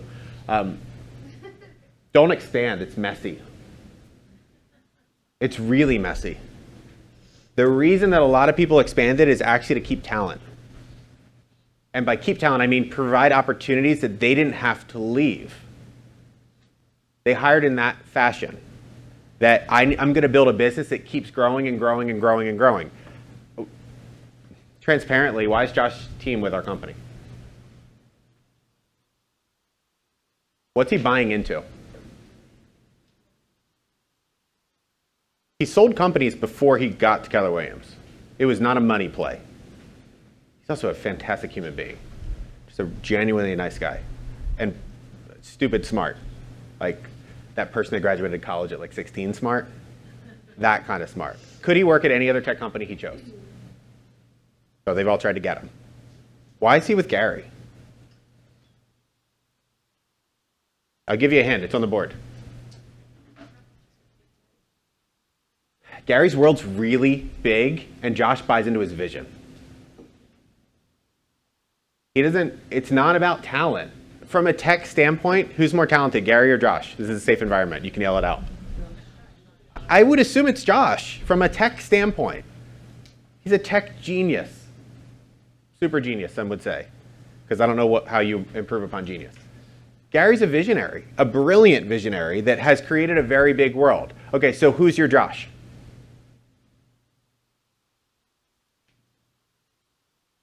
What do you think? Does that help? I'm sure there's still like 3 or 4 of you that are like, no, you're stupid. You don't know what you're talking about. Yeah, yeah. I wasn't saying that was you, by the way. Yeah, no, as you're saying this, I'm also thinking about something that might take away from the leverage, right? So what can you do to leverage whole life? Mm-hmm. So we've been hiring these affordable nanny, housekeeper, helpers at home, but they're not talented. So last week I interviewed someone who's astronomically expensive, but she's amazing. And I come home and everything is thought out, and I don't have to think at all. It's worth the money. You get what you pay for. Talented people. Yes. It's an investment. Right. So there's a way to look at this. And by the way, take career visioning if you really want to go deep with this. We'll go slightly off course for a second because have we been on course yet? Think of this growth. This is unproven talent, emerging talent, and proven talent. And this represents their cost.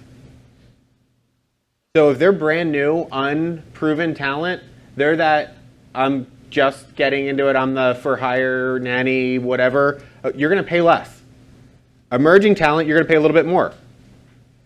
They're growing. Proven talent, you're going to pay the most for. Which level's the best? Short answer is it depends. Let's take president of Keller Williams. Where was Josh on that before he became president? If we're just being honest, he was emerging talent. He had a track record of success. He had never been president of a real estate company or a tech company that's in real estate. How's that turned out? Pretty good for him. Pretty good for us. We're good. So Gary's 2 weeks ago sitting with us as coaches, and if you ever get to go to a mastermind, I'm going to encourage you to sit as close to the front as you can. What's amazing is you can show up like 5 minutes before it starts and all the front seats are open. Actually, this was proven perfectly. The front seats are typically open in the front of the room. Gary's room is no different, which is just kind of funny. So I'm sitting in the front because why not? I want to be as close to the billionaire as I can so I can maybe absorb some things from him, whatever happens. And he's sitting this close, and I felt like he was talking to me. Maybe he was. The reason he's the most successful person in the room, why do you think it is?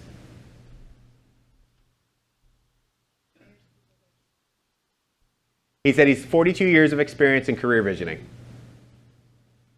It's not intelligence. I would have argued it was. And he probably saw on my face that I argued that it was. It is actually the ability to hire people. That's what's changed everything in his life. Well, can't we see that in history? In the 90s, the company was failing. Early 90s, failing. He hired Mo Anderson. It grew. He hired, and has continued to replace himself. We're in the only business that there's a natural progression from being the person that does everything to being the person that does almost nothing. There is not a natural progression for somebody sweeping the floors of a building as a janitor to become the owner of that business that's inside of that building or to own the building. It can happen. That's like Stan Lee's story, the comic guy. He was a janitor in a building, and next thing you know, he owns whatever comic company he owned, and that turned out pretty well. That's not a natural progression.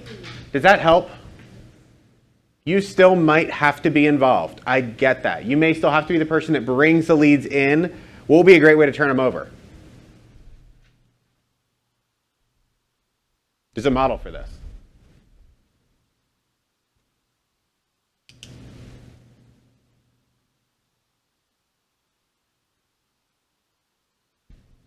I do it, we do it, you do it. A lot of you are still an I. You'll get to we. So we go together on the appointment. I introduce you to the sellers first. We'll go and then eventually it's they're holding the listing presentation consultation and you're watching. Does that make sense, that model? So they earn the right to take the job. This is the 30, 60, 90 in the second part of the leverage series. So it starts out with a really talented, amazing hire that in our experience has been emerging talent, has proven to be the best return on investment for most of our needs, not for all of them. Who do I want as a surgeon? I want somebody up here. When it came down to have a real conversation about 3 kids is enough, I didn't want the surgeon down here. Some of you will follow that better than others. I wanted it proven talent. I don't want this to be your first go at this. Yeah, question.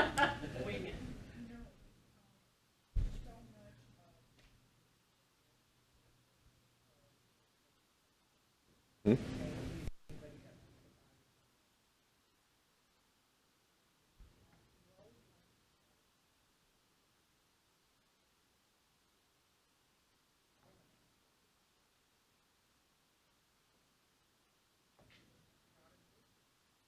If you're the one, that's an interesting mindset that can exist. If you're the one actually dialing, do you have a business?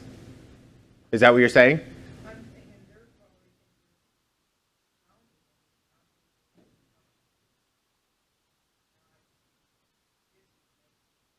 That's interesting. I think part of that is, I would maybe suggest that part of that's our own mindset. into that. Imagine for a second that Gary Keller called you right now. How would you feel? Would you think that he was failing? Please say no. He responds to his own emails. If you're, I got an email from him yesterday within he still responds to things like that. Does he respond to everything? So there might be a time and place in which you're the person lead generating. Some of the most successful teams, every member of the team is lead generating. Whatever their lead generation source is. Have you taken Bold 2.0? Is it still a lot of calls? It's being rewritten again, by the way, like updated even more inside of Bold 2.0. It's getting more and more and more to relationship building. So how do you develop a relationship through somebody else? How do you develop a relationship with somebody else and you're not the person actively building the relationship? Does that make sense? Like you're one layer away from that. How do you have somebody on your team represent your sister? How do you do it? They've got to be talent. They've got to be really good at what they do. Let's rewind to my real life. Is it okay if I share personal stories? Since I've already done it. In the hospital, third kid's coming, in walks Vincenzo Borgali. Vincenzo Borgali is the was rated last year, #1 prenatal doctor in the world by a bunch of publications. Vincenzo, to me, is a buddy we play soccer with. Like, I know that about him, but you're like, on a field, I don't really think that this guy's somebody important. I just know he's Vincenzo. Everybody scatters in the entire delivery room. Because in their mind, if Vincenzo shows up, it's bad. His primary job is to do surgery on babies that are still inside of their moms. No, he quickly said, I'm here to visit my friend. This is not bad. It's okay. So here's the #1 doctor in the world walking in to say hello. He didn't deliver the baby. Why not? Because it was a boring delivery. By the way, it's a good thing. I mean that respectfully to every mom in the room. It was boring in a good way. There were no challenges. He didn't need to be there. So, okay, can we shift that back to, if you're making a call to somebody, could they feel that important? Hey, you know what? I had some time today and I wanted to personally reach out to you. Versus, hey, I wanted to call you on behalf of Tim. Either way can work. Does that help? Yeah, it could be that special touch, that extra special touch. So when they hear from you, it's actually that much better. Does that help? Do you agree, disagree? You can disagree. It's okay. I'm not. I agree with that because there's so many people that feel the team, like even when maybe on a list, got this other person that I'm not, they just send me something.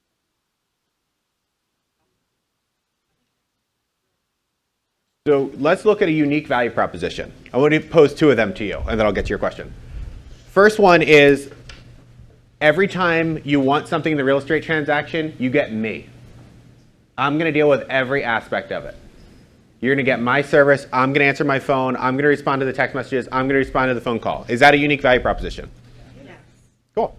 A second version, you're going to get the expert in whatever area you need help with. You're going to get an expert in negotiating the contract. You're going to get an expert in negotiating this. Which one's better? Kind of a trick question. So yeah, it could be that one. It could also be that neither is better. It depends. By the way, it depends on you. If your business allows you to have that leverage, you build a business that requires you to have that leverage, which one would you use? You're filled with talent. You've got a talented room of people. I'm going to use the second one and tell the expertise version of my existence. If I'm a single agent, I'm going to tell the version of you get me, and that's what's so great about working with me. What do you take away from that? Some of it depends on the client. Some of them really.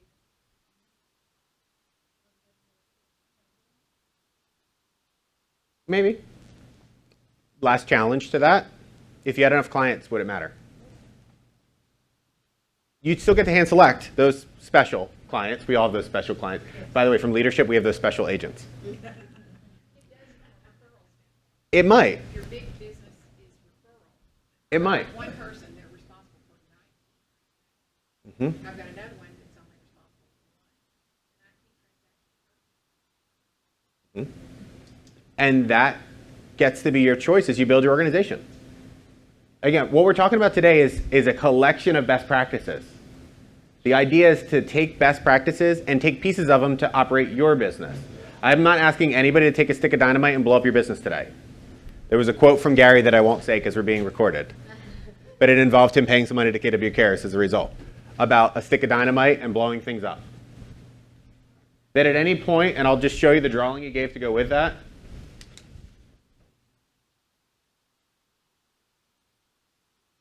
He said at these points involved a stick of dynamite. When his business started to plateau, oh no, wrong points. At these points, draw that again. When his business started to plateau, he had to blow something up right there. He didn't say something. Hence the KW Cares donation. And then there he had to do it again. And then there he had to do it again. What do you notice about that? Yeah, thank you. It's going up. That's the important part. He didn't draw it like this. That would have been really messy. So when you're thinking about blowing up the way you're doing things, I'm not suggesting you just come in and start blowing things up for the sake of blowing it up. Have a purpose to it. So maybe that first incremental step, back to the $175 million team, I had to figure out what is the smallest change they can make right now that'll have the biggest impact on their business. I'm also going to pose that to everybody in this room. What is the smallest change that you can make right now or as a result of this class that would have the biggest impact on your business? In the back. So, I looked at my last 36 months. Mm-hmm. And 95.7%.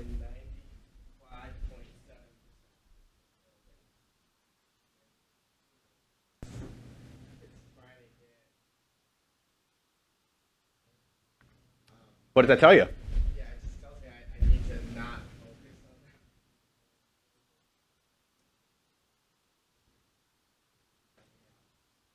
So I'm going to give you And there's a part of it where I'm like having a conversation.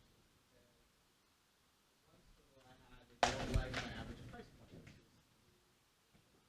okay. Right? For business. Don't want to jump into the next level. But as I'm talking about it,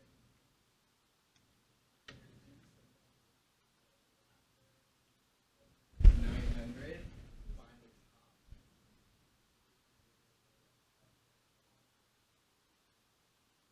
So thinking focused. Yeah, I think it was refocusing your cars. I think I'm really busy. That's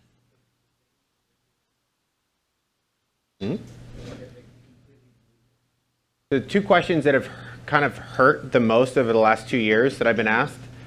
Number one, are you giving your best energy to the most important things?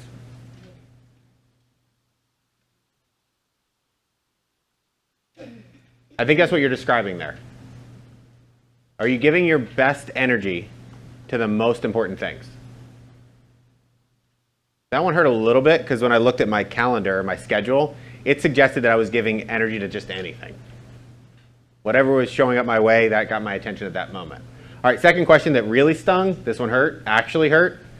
Who's getting the worst version of you? Who is getting the worst version of you?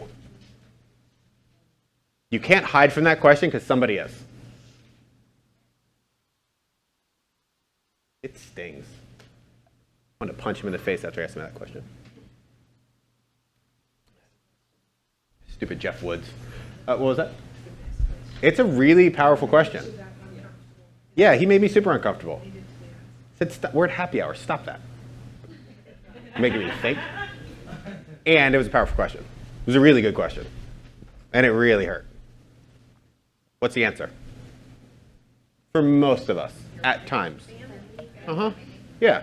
Let me be on the phone walking in the door with an agent that generally speaking is complaining as I'm walking in the door and ignoring the people that I care about. Whoops. Stick of dynamite. Had to blow that up. Had to change it. So I'm going to give you a simple thing before we're going to take a 15-minute break. that has made a big, big impact for reducing the number of voicemails I get. This was like every great idea, stolen from someone else. My voicemail says, I'm either with my family or on an appointment. Leave me a message and I'll call you back. My voicemails went from approximately 50 a day, I wish I was exaggerating, but around 50 a day, to less than 1. I'm either with my family or on an appointment. Leave me a message and I'll call you back. In the beginning, most of the voicemails I got were, oh, I just realized it's 7 o'clock. Call me tomorrow. Oh, I just realized you're probably home with your family. You're probably eating dinner. Yeah, you know what? Call me back. It just says that. Mine says exactly that, and I haven't changed it since. I'm either with my family or on an appointment. Leave me a message and I'll call you back.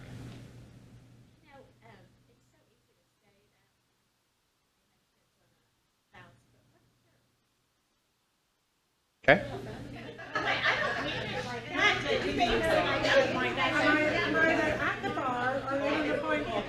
Yeah. Okay, so let's bring it up. Okay, so let's help adjust that. What could that voicemail sound like? We had a smart room.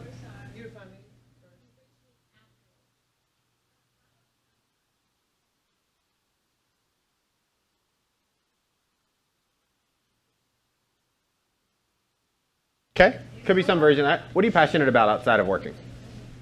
What do you like to do? I like to spend time with friends. Okay. All right, great. Yeah. Do you? I mean, I have an adult son too, so you see what I mean? It's hard to say. Yeah, family. That's okay.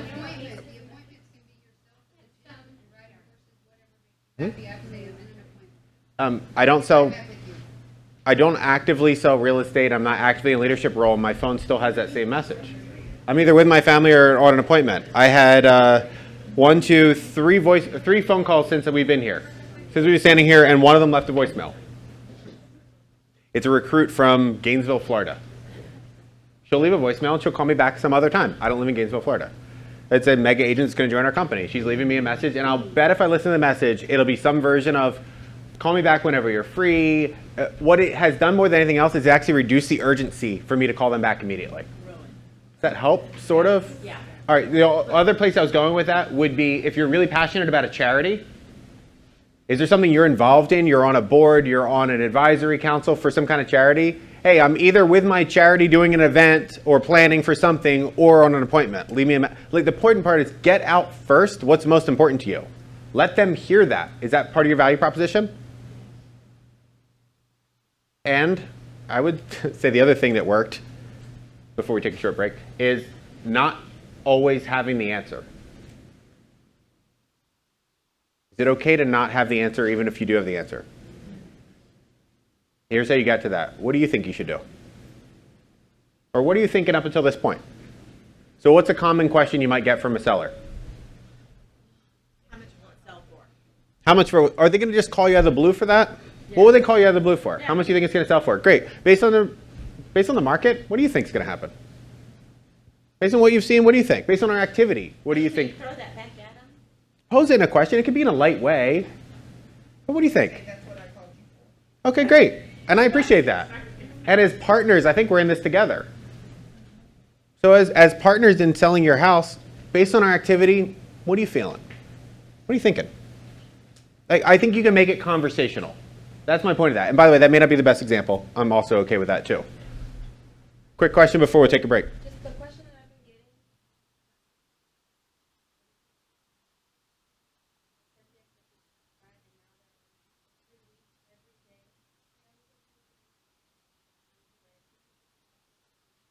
Yeah. And now every week Ask telling me. Great. So hold that. We're going to jump into pre-listing and listing presentation when we get back, and we're going to handle how to create some boundaries. Is that fair? And how to prep clients for that. And then that'll probably lead right into when do we fire them. All right, we're going to come back at, does 11 o'clock give us enough time? That's exactly 15 minutes. Come back at 11, and even if the room's just me, I'm going to start right at 11 because we got a lot to cover. Yeah, go ahead.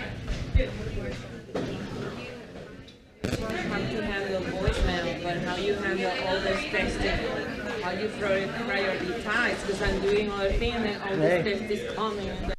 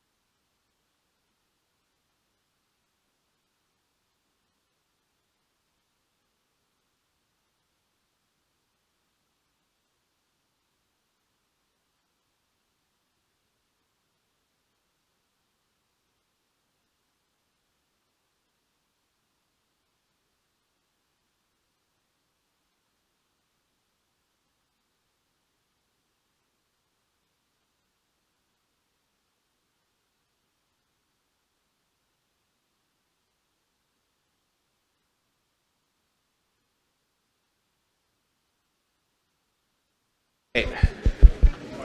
Ready to get started? Start the 5-minute process of getting started again.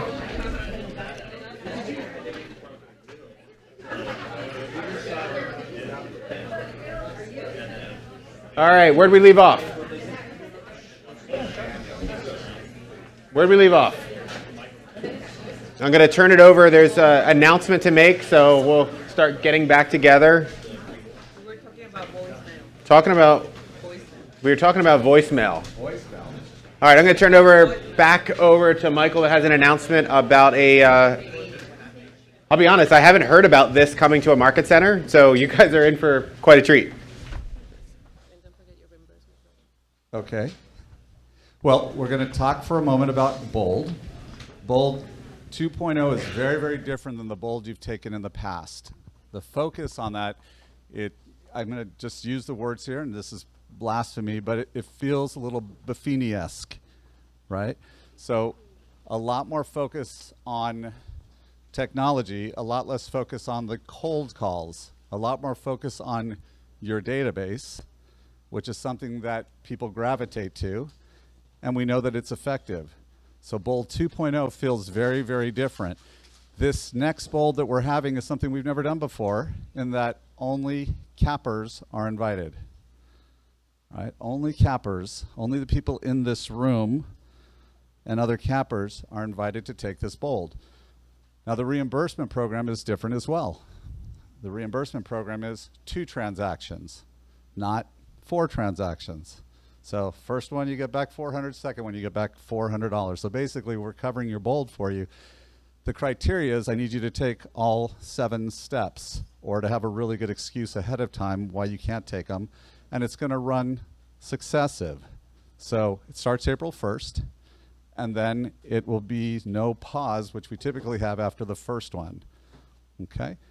I strongly encourage you to take this. This is why we do this. We have 140 people that qualified for today's class, but we have less than half of that in the room, right? Has this been worth it so far? Yeah. I know some of it's like, well, I already knew that, but were you doing it? Right? That's the challenge. Sure, you've heard a lot of this before, but it's reinforcement of what's actually working. And that's why you guys are the troopers who got up early to get here today. And that's why every month we have specific classes for the top 20%, which you're in. This is specifically for the top 20%. Tim, you've been involved with KW for quite some time. How many offices are doing this right now? The only one I know of. Okay. That's why we're doing it. Take advantage that we're doing this. Look, you're cappers. The market center won't make more money, right? But it's about building you guys. That's what we care about. This is proof it's about building you, not the market center. But when you get to double your income, it changes your life. It allows you to do different things. So I implore you, I beg of you, please sign up for this. Please sign up for this. It's not like the reimbursement is going to help you that much more because you were going to qualify for it anyways. But it does make it a little easier. And we'd like to continue doing things like this. So please help me get to, the goal would be great to hit 60 agents for this. That would be the goal. We've got that in the room. We've got a bunch of people that have signed up already, but we do need more to continue doing these things exclusive for cappers. We'll have Bold again for non-cappers for those that are watching this, but this one is exclusively for you guys. So please take advantage. April 1st. So when do they need to sign up? Today. Just kidding. Yeah. That's the best way to do it, though, right?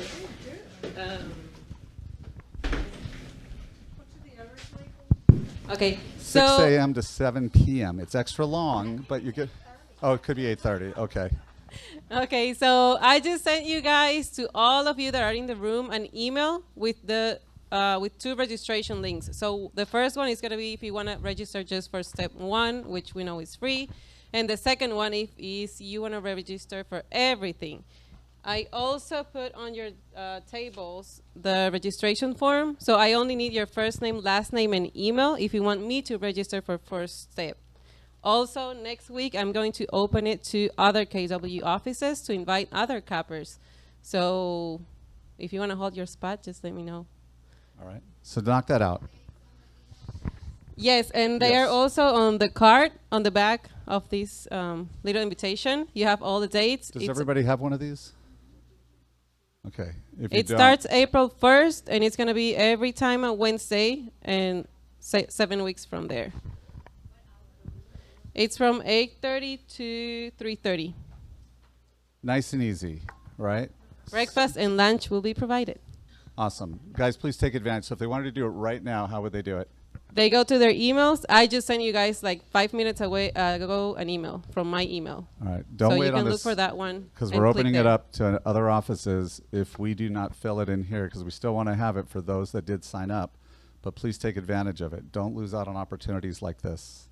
Guys, thank you, and thanks again for making it in today. We really appreciate you, and great job so far. Thank you. Thank you. All right. So how many of you went to family reunion? Did you hear the numbers? Just a quick plug for Bold.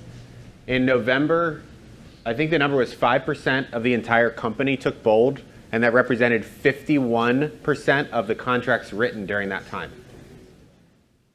5% represented 51% of the total written contracts. Does it work? Why does it work? It's not necessarily going to be things that are new. It's just going to force you to do the things that you already wanted to do or you intended to do. All right, so we left off at voicemails and how do we manage expectations. So what we're going to do is we're actually going to flip over to page 21. Go to page 21. And I'm going to switch back to my slides.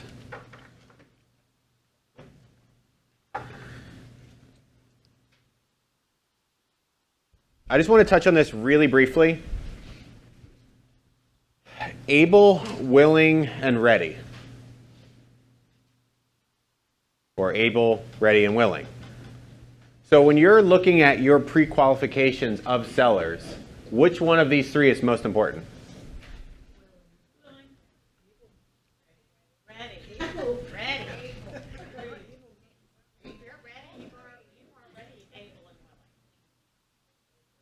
What do you think? Put your hand up if you think it's able. How about if it's ready? How about if it's willing? How about if it's that area that exists in between the three of these?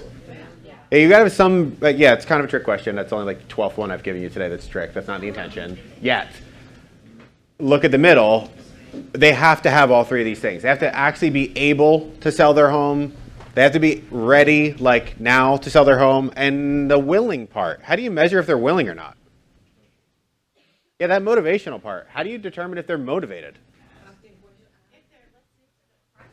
Questions, price. Okay, how do you get people to change their activities? We're going to go, again, off the rails.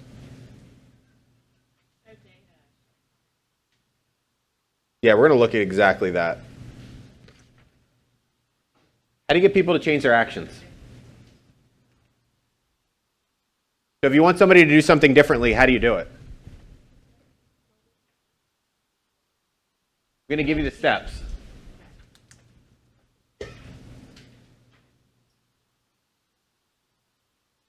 Your current level of thinking led to your current actions, which leads to your current behaviors, which actually leads to your current relationships. We'll call them key relationships.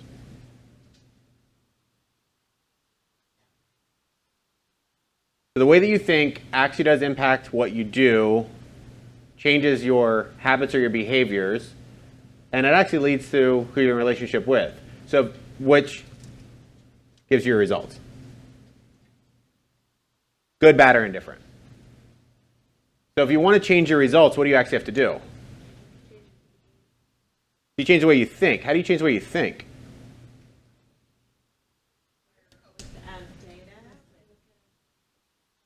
How do you change how someone else thinks?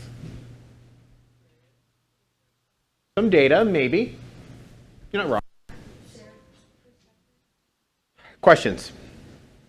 Questions you ask will probably be more powerful than anything else. If you really want to change how somebody thinks, ask them questions that cause them to think differently. When you get a piece of new information, what happens first? Yeah, you push back. There's 4 steps that happen when you get something new. First thing is you do is you push back. The second thing that happens is you actually start looking to gather evidence as to why you're right. What's the third thing that happens? Third thing that happens is you start to see somebody else in that scenario. Well, yeah, that information would be good for them, not so much for me. And then number 4 is you actually accept it as well. Are we seeing a little bit of that happening right now as you go to a grocery store?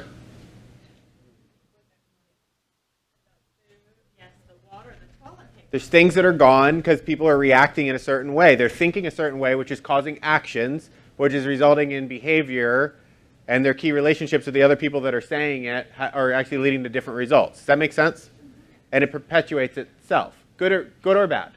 So in order to cause your sellers to act differently, you've actually got to start by the questions you ask them. So really, really great listing consultation is actually a series of questions.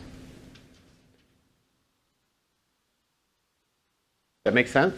Good, bad?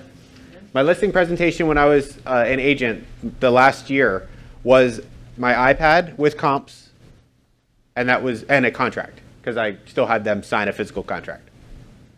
Those are the only 2 things I brought.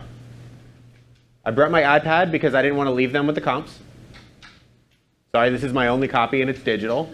And I brought a contract, 2 copies of the contract, one for them to sign and one to leave, like they could keep one too. Question? I didn't want to leave it with them because that came with hiring me. So if they chose to hire me, I'm going to send them all the information. They can have a copy of it. If for whatever reason I chose to not work together with them or they chose to not work with me, they can get that information from their next agent. That was my opinion, by the way, of how I ran it. That doesn't make me right. If you do it differently, that doesn't make you wrong. I got there. Here's how I got there. My very first listing presentation, I show up 30 minutes early, driving around the neighborhood. I've got everything printed out. It was still when you printed everything and flipped through the binding chart, because that's what they taught us to do. The company that I worked for at the time was Blue and rhymed with Caldwell Banker. And we flipped through the chart. This is why my classes can't be recorded and published out to the world. And they told us, like, the presentation was all about the company first, all the awards the company won. Then it was about me as the agent, all the things that I had accomplished. It was my first listing presentation. And then it got into about the property. Now, fundamentally, that's backwards from what I realized today would be a more effective presentation, which would be first about the customer, what's in it for them. If we have time, we'll get to me. And if we really have time, we'll get to Keller Williams. That stuff just, to me, doesn't matter as much. So I show up early. I'm waiting, driving around, wasting time. I go knock on the door. I remember her name was Becky. Sit down. We sit at the kitchen table. I followed everything my manager had told me to do at that point. We went through the house. We went through the listing presentation. I had my pricing. I gave her my pricing. We got down to the time to close, and she said, well, I can't make a decision today. Okay, great. What stops you from making a decision today? Well, my soon-to-be ex-husband is actually meeting with Craig Hartraft, who's the #1 agent in the area, and he's having a similar meeting right now about who we're going to choose to list our property. The first listing presentation I've ever been on. What step did I miss in pre-qualification? His name wasn't on the deed. His name wasn't on the deed. His name wasn't on anything. So I didn't ask the right questions. I didn't ask the question of, will all decision makers be present? I assumed that there was only one decision maker, the person listed on the property. Am I the only one that made that mistake over the years? I forgot about Uncle Louie that is also the contractor / attorney / accountant / mentor that makes all the real decisions, and they're going to call him either way. And yeah, he's never been to Houston, but he knows Houston market better than anybody else. Am I the only one that got one of those? Yes. Philadelphia is oddly close to New York, and I'm just convinced if you live in Manhattan, you must be an attorney or know 3 of them. So inevitably, clients would have their cousin, friend, brother, sister, whatever that was an attorney in New York and knew all about the way that law worked in Pennsylvania, which is not even remotely close to the same. And there'd always be a third party. So what I learned in that process is pre-qualification is super important. The questions you ask are really important. Back to mapping out your business. Get your checklist of questions you actually want to hit every single time. That's also transferable. So that somebody else is making this call on your behalf and collecting information, they can be getting the key information. Will all decision makers be present? Are you prepared to hire me? The most effective listing presentation I think I ever went on lasted 4 minutes. It was, hey, great to meet you. Did you get my pre-listing packet? Yes. Are you ready to get started, or did you have some questions first? Nope, we're ready to get started. Great, sign here, press hard.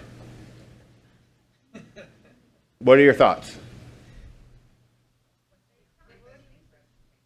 What was that? So the pre-listing presentation, quite honestly, was just a series of, I think I printed it from, or I sent it from like KW. It was a series of questions that you should ask your agent. It was things about the markets, just general market, not specific comps. What you should consider. It was at that moment I understood that they're only going to interview most likely one person anyway. Why don't I just ask them when I walk in the door if they're ready to sign? Did you give them the comps? I didn't give them the comps until we actually sat down to sign the contract.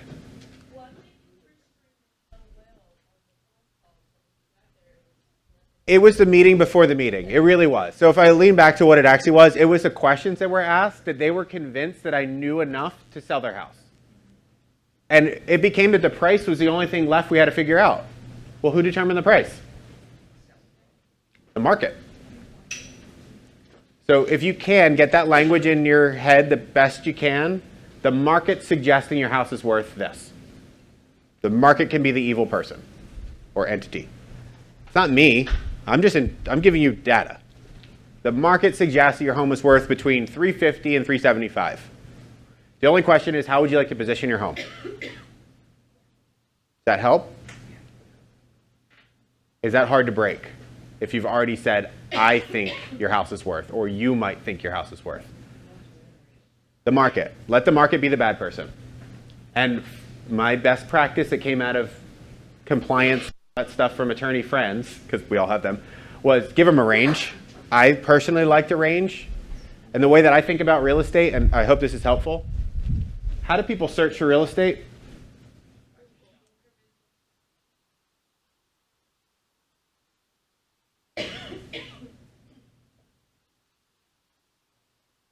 I see that, maybe I'm wrong, I think I see that more common, that they search for 300 to 350. Or they search 350 to 400. Maybe it's 50,000, maybe it's 25,000, bless you. Some version of that. Okay, so I just want to follow me through this with pricing for a second. I list the house at 349,999 or whatever crazy numbers we decide. Somebody searching 300 to 350, do they see my house? No. They will in this range. No, you're good. Second range, now your turn. 350 to 400, do they see it? No. That $1 made a big difference in who potentially sees the property. Again, some of this was pre-technology. Are they seeing basically every home in the market right now?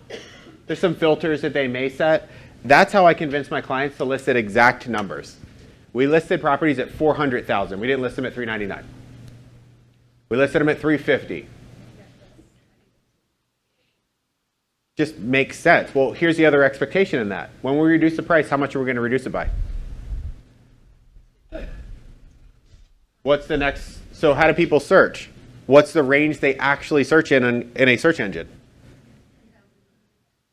How much? Maybe?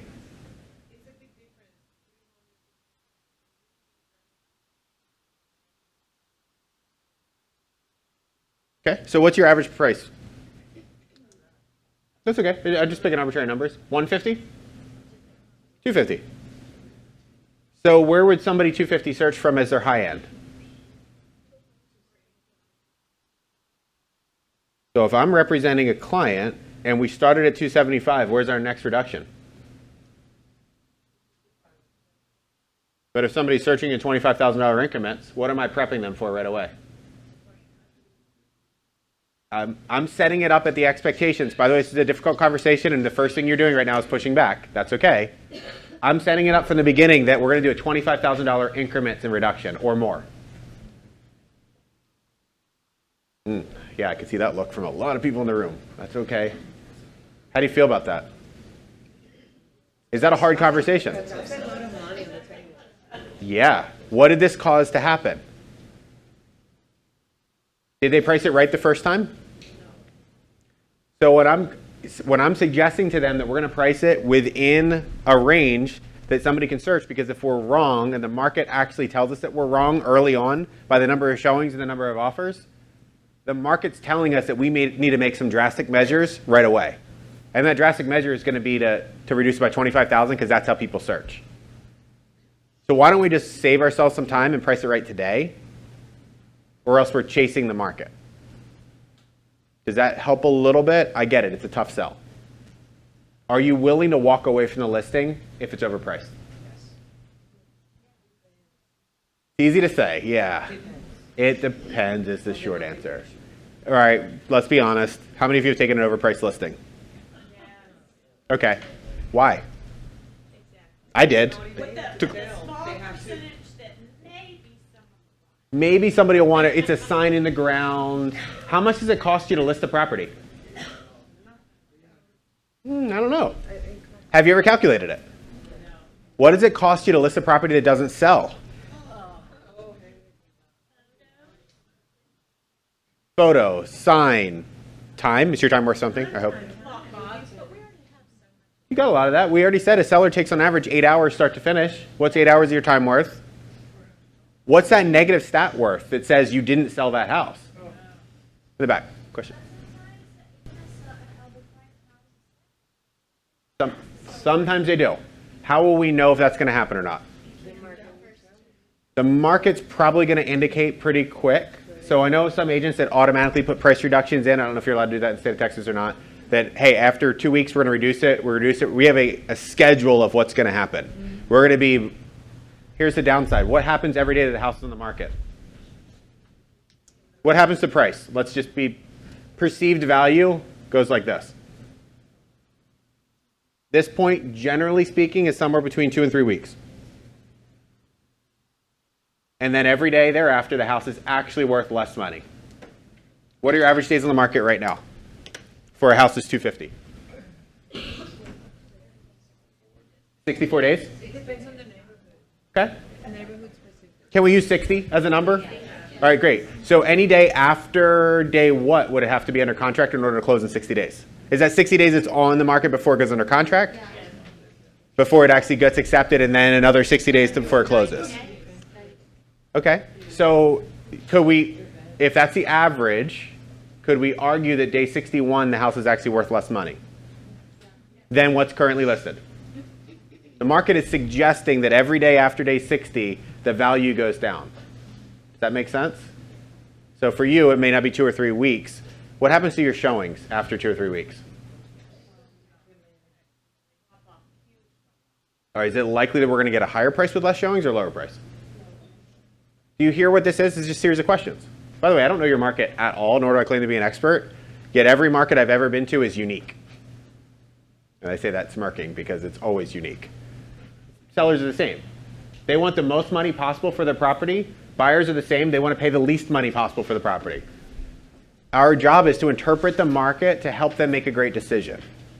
That's really it. We're just bridging the gap between what the ridiculous number the seller has in their head and the ridiculously low number a buyer potentially has in their head. I bought a house a year ago.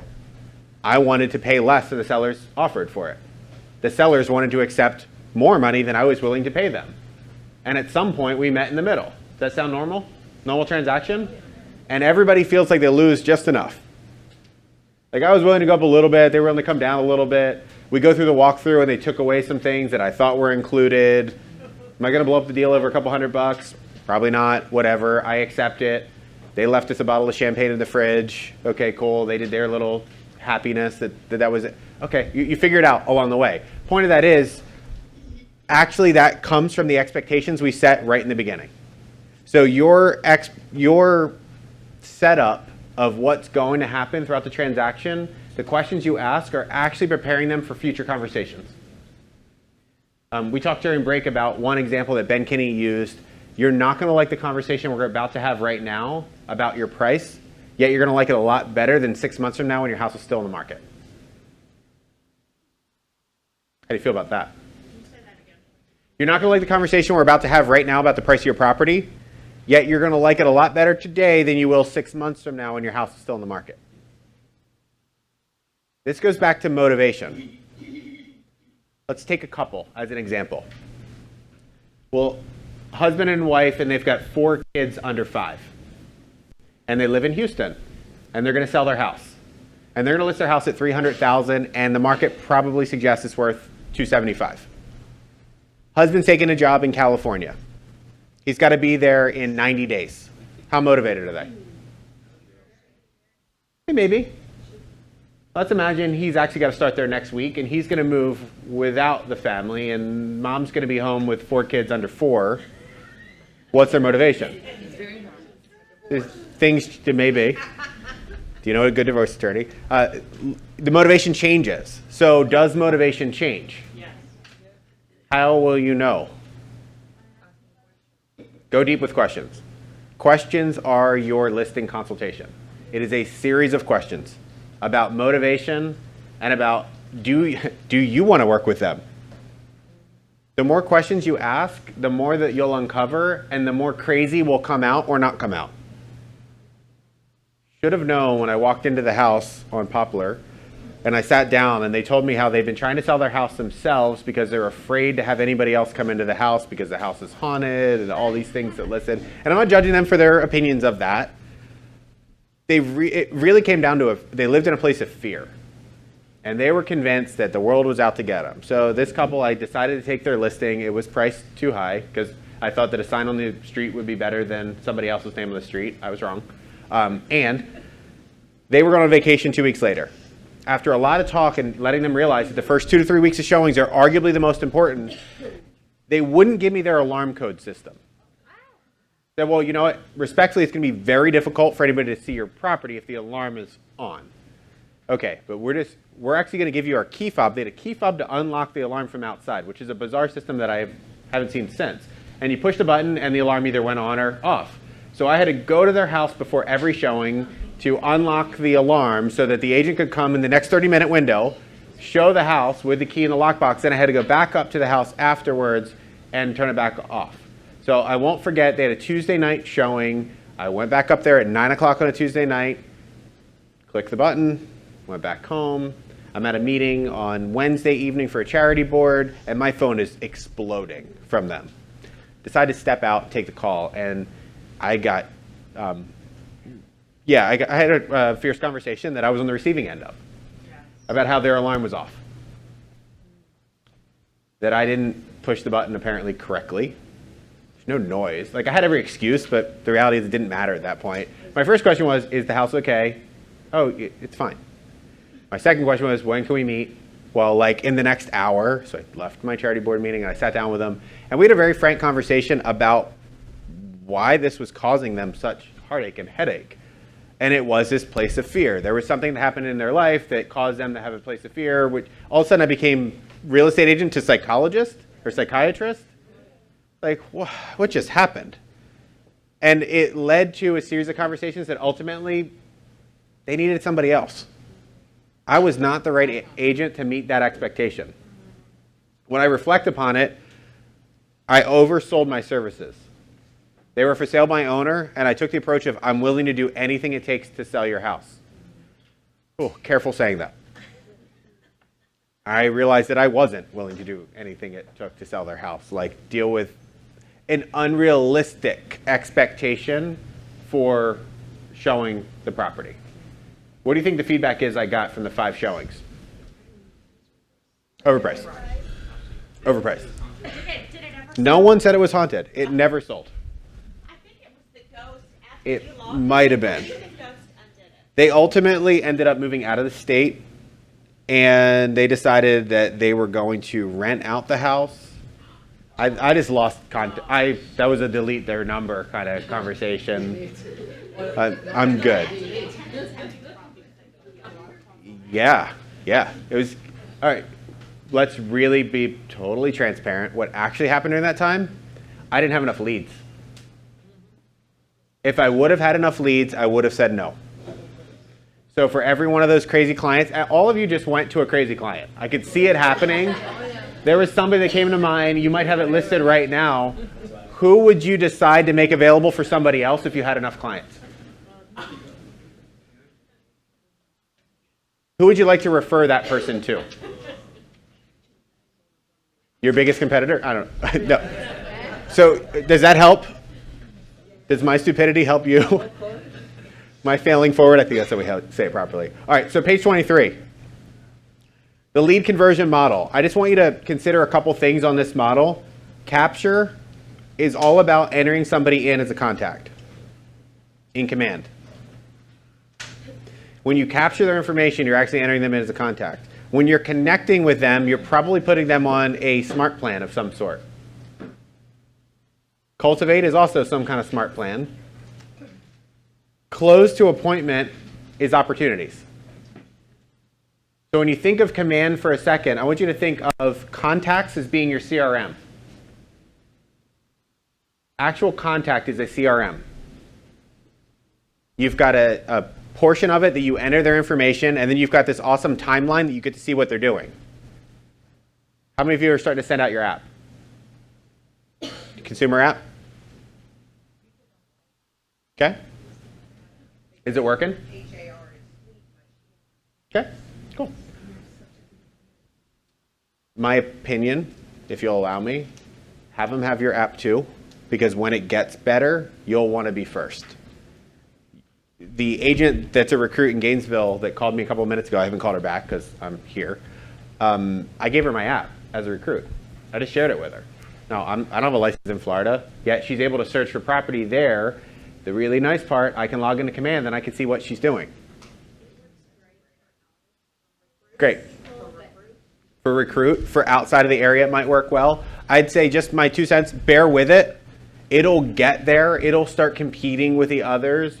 We're really close to Austin. Do you think that they know that it's not working 100%? Do you think your regional director is letting everybody know? Yeah. I'm positive he is, giving them the message. So stick with it, just for the sake of it will be there at some point. I texted to my wife right from the app. I shared it with her. By the way, I think that may be the best way to share it too, is actually download it yourself as a consumer, and then right inside the app, share it out with your database. And I logged in there last night, since I was already in Houston, and I see that my wife's searching for properties. We're not moving. But she's looking for properties and just like searching what's happening out there. Well, what it is you're inviting somebody to a real estate conversation. That is a very different way of thinking about things. There were 60 million people entered as contacts into command back at Family Reunion. By that point, there were 60 million people entered. 5 million had a smart plan. That means that 55 million people were entered into a system without actually inviting them to a real estate conversation. So even if the app isn't working great, there were 60 million contacts entered into command, and only 5 million of them had a smart plan associated with them. Great question. So have you played with smart plans? Yeah, we had a class. Cool. And thank you for bringing that up. How many of you have not played with, judgment free, the camera's not facing you. I think it's just stuck on me. Have you played with smart plans at all? All right, cool. So smart plans are a way to stay in contact with people. They're a way inside a command to stay in contact with your database. They're a piece of technology that will keep you in contact. So we talked about things that you do often. So if you do the same thing more than one time, you could develop a smart plan for it and have it happen automatically. An example, do you send anything for somebody's birthday? What do you do for somebody's birthday that's in your database?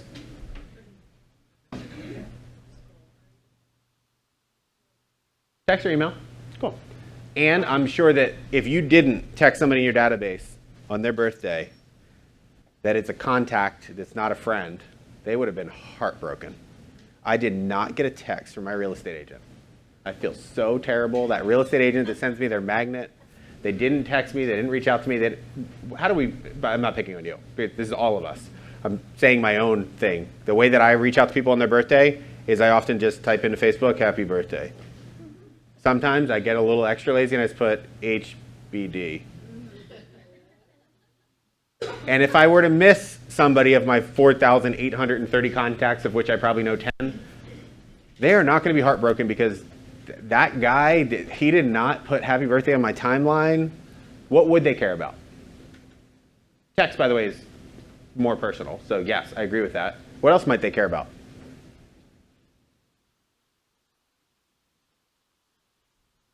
How many phone calls did you get on your last birthday that weren't from family members? Did anybody actually call you and wish you a happy birthday? Okay, that not family members. How many of them were business owners that? How many of them were business owners that you do business with? Were there any business owners that actually reached out to you and had a phone call a day before your birthday? Maybe the Monday before your birthday and said, hey, I just want to I know your phone's going to be busy on your actual birthday. I want to call and wish you a happy birthday week. How long would that take you to do every Monday? For just the people in your database that had a birthday that week. How many other people are doing that? Well, I think you just all described it. No one got that. Or you use a great system like Slide Dial and you call them and sing them happy birthday if you're so inclined, and it goes right to their voicemail. Would that be a touch that may set you apart? Would that be part of your unique value proposition from a customer service standpoint? All right, how do you make it scalable? That's where Smart Plan shows up. That you can put everybody in your database on a Smart Plan that would be a reminder to you, Monday of their birthday week, call the following 10 people, following 20 people. You got 500 people in your database, any given week, 10 of them are going to have a birthday. Could you get through 10 people every Monday? Cool. Questions on that? Thoughts? Easy?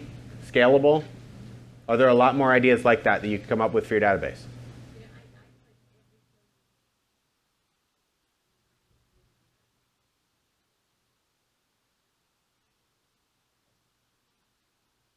Great. And inside a command, you could put home anniversary. Would we do the same thing? And you could actually sort your database by who has a home anniversary this month. And it would be, that's a way to put a system in place and make your business scalable. Helpful? Good? All right, let's get back to our materials. We're on page like 6 of 600. So let's get through some other ways to capture. Page 25. Page 25 is all about capturing information. So we're going to go back to draw this out. Can you tell that my brain's visual? I'm drawing all these things? Probably. But we're going to talk about the life cycle of a consumer. This is the life cycle of a consumer. You meet them. At some point, they buy a piece of property. The very next day, what happens? Are they likely to buy another piece of property the very next day? I would say that they're highly unlikely to buy another piece of property the next day. Then they buy another property. You'll notice this got increasing because they're probably buying more expensive homes. And I could probably go down here. The last bump to this might be lower. They might downsize at the end. Let's just say you met them when they were 20 years old and they bought their first property at 30. So this would be a 10-year period in that point. How long do people stay in their houses in Houston? 7. Okay, so the time between these two is 7 years. Between this transaction and this transaction. I'm going somewhere with this. What is your plan to stay in contact with them for 7 years? What are those touches? So you set a birthday. We're going to call them or text them on their actual birthday. That means 7 of these hash marks are going to be represented by a birthday. What else? And you could, just like we started to map out your listing business, we could start to map out what your follow-up system is. And now we can start to put, well, a birthday. Okay, kids, if they have them, kids' birthdays. That might be another 7 touches. What else? Okay. Anniversaries. Did I hear pot pie or was that pop by? Got it. Getting close to noon. All right, so pop buys. How often do you do that? Every month. Wow. Cool. That's great. What else? 5 in the first 12 months. 5 touches in the first 12. What are those touches? A week after moving, a month after moving, 3 months, 9 months, 11 months. Is it a call, an email? I have template emails, reminder. Great. It reminds me and I don't make the phone. So what that is, you just described a system that you could create a smart plan for that would make it scalable. But we're going to discover on this list that there are some things that they care about more than others. Can we agree on that? Yes. What are those things that would be touches along the way in which if you stopped doing it, they would call you?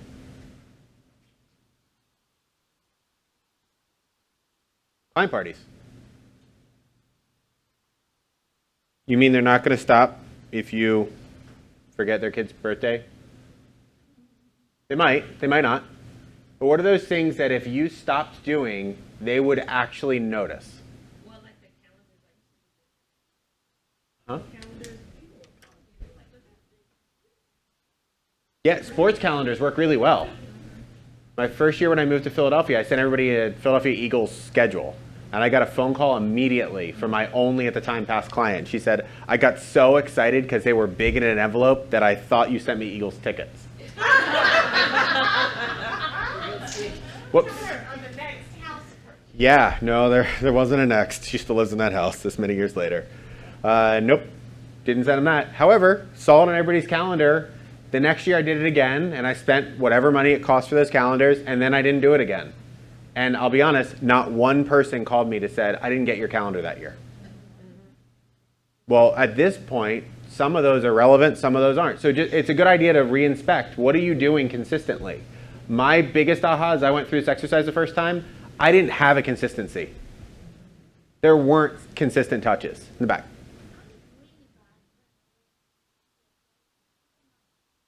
Mm-hmm.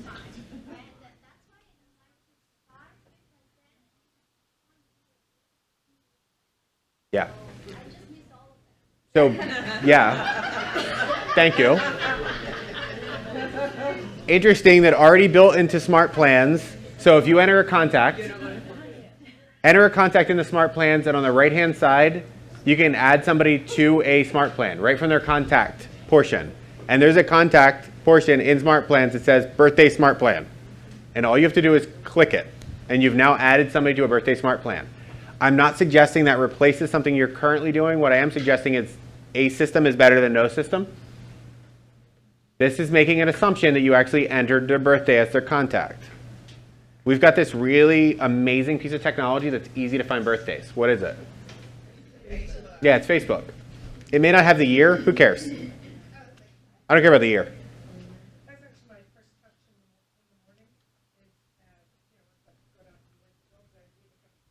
the morning. I send birthday greeting to whoever Facebook has told me has a birthday that morning. Fantastic. So can we talk about a way to maybe plus that? What if you sent them a video every day of their birthday? And that was a video text sent to them of you wishing them a happy birthday. Would that take it up another level? Or would I have to record it? Maybe. But, Keep them as clients. so let's talk about a system. Really, let's play this out. How could you systematize that? What if you spent 1 hour every Monday and you set up your entire week? So all you had to do is then just push them out in the morning during your 10 minutes. Could you be more efficient with that? I think I'm more attractive as a cartoon. It could be the cartoon that's singing to them. It could be whatever you want. The point of this is once you get a model, then you can add creativity to it that sets you apart. And that's how you create a unique value proposition for your clients, and that's why they want to come back to you. Ben Kinney had a lot of systems that were other people telling his story. Because for a while, and I mean this respectfully to Ben, he's gotten to be such a great speaker now. In the beginning, he's pretty reserved. And you see him speak, and he was not super charismatic when he would speak. So he had other people tell his story, and that became his secret to success. No, my other agent couldn't sell it, but Ben sold it. That was like his push out for his campaign, and he would send video campaigns from that. So the point is figure out what do you want to do. So if I look at this list, I could list out some things that could be great touches that I'm not willing to do. The fact that you do pop buys is amazing. I'm not willing to do that personally because I don't like people. I do. So like many people. That's probably not going to be on my list. If it's on your list, great. Let's talk about best practices. What are the best ways? So once you've identified what's on your list, let's figure out what the best possible practices are. And remember, each one of these represents a hash mark or 2 or 3. Why do I want to spend time on this? Because right now, most agents that are buying leads are willing to buy leads that are up here at an some ridiculous rate, and they don't realize that actually that lead down here is still worth the same. They're just not in as close a proximity to a transaction. Does that make sense? Yeah. So if you can keep them the entire time, yeah, you're going to have to monitor that lead. If the best place to get somebody is before they ever bought their first home, and to keep them for the entire life cycle of their life. Because then they bought one, they bought another, they bought an investment property, and then they bought another, and then they retired and downsized. And now you took that person from 20 to 60. How many houses did they buy over 40 years? 5, 6, and maybe an investment property or 2? This makes sense? Good? Okay, thank you. Somebody else probably didn't understand too, so thank you for bringing that up. If you can keep a client and actually stay in contact with them between every transaction, you end up having a higher value. What I'm suggesting is Zillow, for example, capitalizes on people that are right here. In fact, agents are willing to spend money for a lead that's 12 to 18 months out. They're less up for spending money on a house that exists in a neighborhood of somebody they already know. Birthday, kids, went to anniversary, pop buys. We're just listing possible touches. You're going to have your own, or you're not. And then that's going to be your own self-discovery. You have to figure out which ones are you willing to do to capture the lead for the life cycle of the customer. That is a customer, that great wavy drawing that I, again, just created on the spot. So I have a question. Can I the market video and the different providers and sellers, the information? 8x8? It's deleted. They don't do that anymore. Yeah, we're not seeing as much of that. We're actually seeing almost everything in a smart plan. Because the smart plan is that CRM portion or that constant contact portion of command. Does that answer your question? Sort of? Or to dance around it? Because they incorporate the market thing. They don't do that anymore. There are I believe there are 8x8 smart plans in there. Take a look at what smart plans are in there, and they're adding new ones every single week. They're adding more to that, and you can customize them now as well. What I'm finding personally to be most effective, I'm a licensed agent, but I'm not actually selling real estate, is the monthly neighborhood nurture. That people open that. In fact, my open rate has been 100% for people opening that monthly neighborhood nurture, and some of the people that are my monthly neighborhood nurture are recruits from throughout the country, and they're still looking at it. So is it 500? Monthly neighborhood nurture is the one that I'm personally using, and it's custom. By the way, that requires you to know their address. So you actually have to have a physical address. Interesting stat number 2, 60 million people entered into command as a family reunion. 7 million of them only had a name. No email address, no phone number, no physical address. It was literally just Joe Smith. Is that actually a contact? No. What is it? No way to contact. That is the junk drawer in your kitchen that moves from one house to the next. Am I the only one that has that? No, I think everybody has one of those. Yeah. Okay, what are you taking away from this?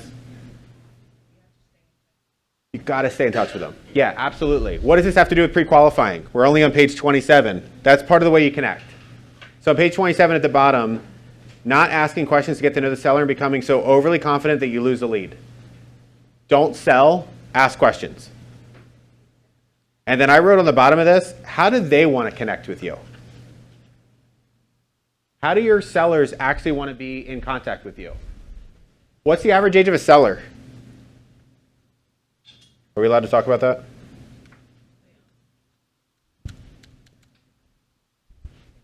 What's the average age of a seller?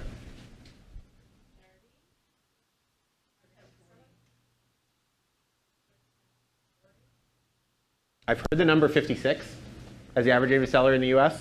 I don't know what the average is in Houston, and I've heard the average age of a buyer is 35. Those are numbers I've heard from National Association of Realtors. So there's something to inspect. I don't know local numbers. Could you pull that from your association? Would they possibly have that? I may ask the question, what are your numbers? So the people you sold a property to in the last 12 months, what was the average age of a buyer versus the average age of a seller? Why would I care about that?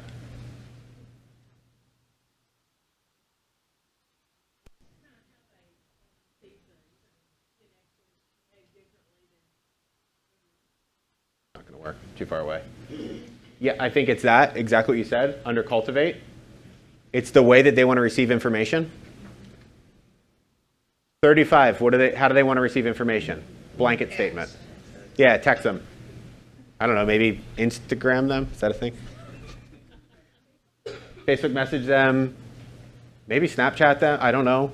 Maybe a million different ways they want to be connected with other than a physical phone call. Average age of 57, if that's the average seller, how do they want to be connected with?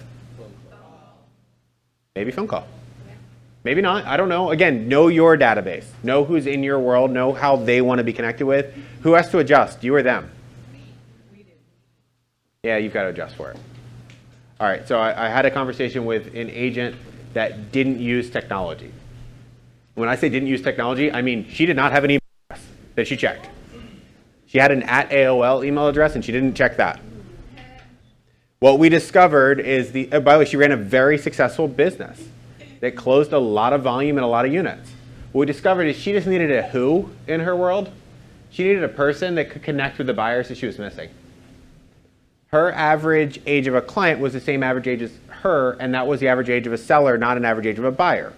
Judgment free. It's not about that portion of it. What it is about, though, is she was giving a lot of business away just by missing those leads. As soon as she brought somebody on her team that complemented her so well, by being able to take what she wasn't good at and run with it, her business doubled. So who's on your team? Does that mean it actually has to be a physical team member? Okay, if your specialty is luxury real estate, or it's first-time home buyers, or it's traditional sellers that just are selling, and investing in real estate, and all of a sudden you get somebody that contacts you because they want to buy a double wide. And that's not your area of specialty, nor do you plan on it being your area. Or let's just pick an area that's far away. What would be a far away area in Houston? Great, you could pick up a listing there. How long would it take you to service that listing?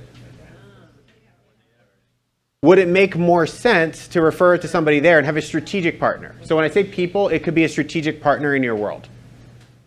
Helpful? Good? Okay, cool. Cultivate. Stay in contact with them. Based on communication styles, now we're going to kind of skip through this. We're going to go to chapter 2. We are moving like the wind. I was going to touch on page 28. That's the DISC assessment. You probably know about the DISC already. Yep. Great. Perfect. I knew he would. That's why we're skipping that. Because you already have heard it. The DISC is interesting. What would it look like if you KPA'd all your clients? What if you use the KPA for all your clients? Great. It's another tool. Keller Williams Personality Assessment. Oh, something to consider. I'm throwing out ideas to you. Chapter 1. we went to chapter 1, 2, and 3 in that. So all of you that are thinking we're going to go till 9 o'clock tonight, we're not. We're covering a lot of pieces. What did you take away from that last section we did since you came back from your break? Consistent touches matter. What else? Sorry? Find somebody that complements your team. What else? One more.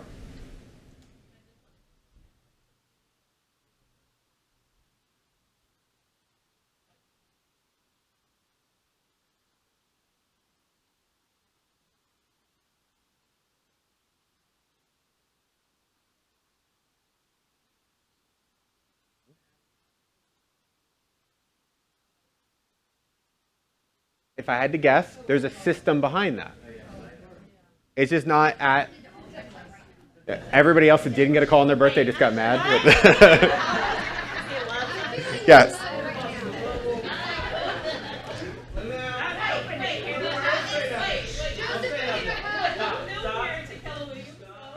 Yeah. Good so far? We're doing well? All right, so we talked about lead conversion to a point. We've talked about the actual pre-listing part. At least we got ideas around that. Pre-listing is a series of questions. It's going to be a phone call. That's the very short answer to pre-listing.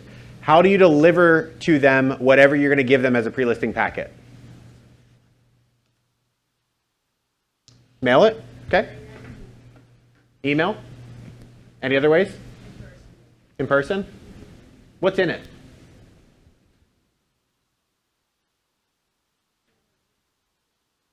What's that? Depends on the type. Let's just pick a $250,000 resale home.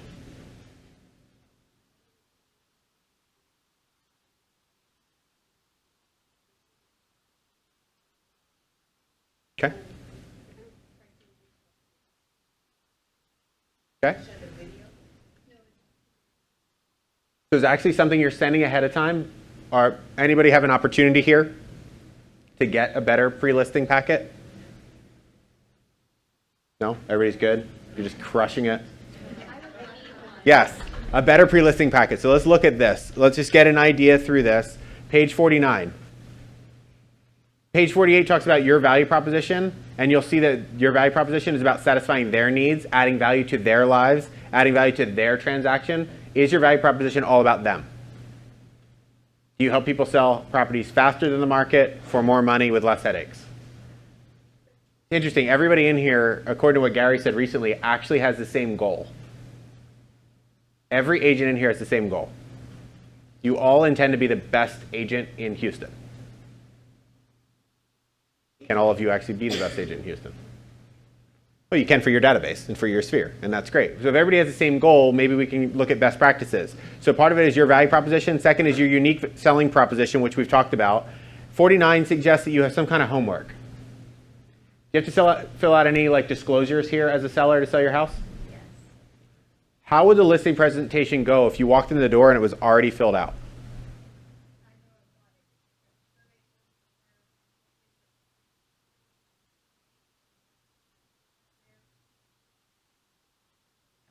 Yeah, the point of a listing consultation is that at any point they're ready to list their property, stop whatever you're doing and list their property. Like literally any point. When they're ready to sign, have them sign the contract. And that trial close in the beginning works really well of just asking them, do you have any questions? Are you ready to get started? Now, they're not going to say I'm ready to get started every single time. In fact, you'll probably find that that's rare. When it happens though, you just saved yourself an hour and you saved them an hour too. Gene Rivers talked at Business Planning Clinic a couple times about going on 7 a.m. listing appointments. Why? Do you think he would want a 7 a.m.? Before they go into work. They might. I'm going to meet you at 7 o'clock. We're going to be done by 7:30. You'll still have plenty of time to get to work. They're rushing. Now he's making sure he does a great listing presentation or pre-listing packet. They have the information. He's not in any way forcing them to sign something. What about 7 o'clock at night when they've just been at work all day? Are they making the best decision of the day? At 7:30 a.m., 7 a.m., they might be making it actually a better decision. And they're also going to stick to a timeline. It's less about the fluff and more about just getting me the information we need to get. So that's a practice that he has talked about for years. He's been the top agent in his marketplace for a very long time. How many other people in his marketplace do you think actually do what he does?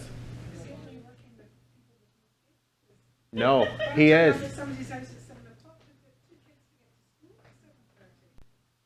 He's meeting with them even if they have kids. Expectations that he's setting. Hey, listen, I know this is an important thing. I'm only going to take 15 minutes of your time. We're going to meet from 7 to 7:15. We'll get everything signed, get all your questions you may have answered. I'm going to send you some information ahead of time. The moment that he says that, he grabs one of his pre-listing packets off, puts it in a courier, and it gets sent over to their place of work or wherever they are at that moment. The process starts right away. It's a process that he has in place. So it goes back to something we've already actually talked about, which is mapping out your process. I can give you a bunch of ideas today from best practice. Until you actually map out yours, it won't matter. It'll just be ideas that live somewhere in your head. How does what you're saying, I mean, I've met Gene, he did it Yeah. really inspiring. Really good. But if he's got all of this great information in his listing packet and he's sending it to them, is that not contrary to what you were saying? Oh, thank you. Let me correct that. I pre-send a listing packet. It does not, for my world, did not have pricing information in it. Thank you for that clarification. I'm sure I said it incorrectly because I say a lot of things incorrectly. Yeah, I did send them something ahead of time. The biggest thing that I sent them was something I downloaded that was just simply called Questions to Ask Your Real Estate Agent. It was great. It was a list of, and if you can't find it, just make up 10 questions. What are 10 questions you want them to ask you?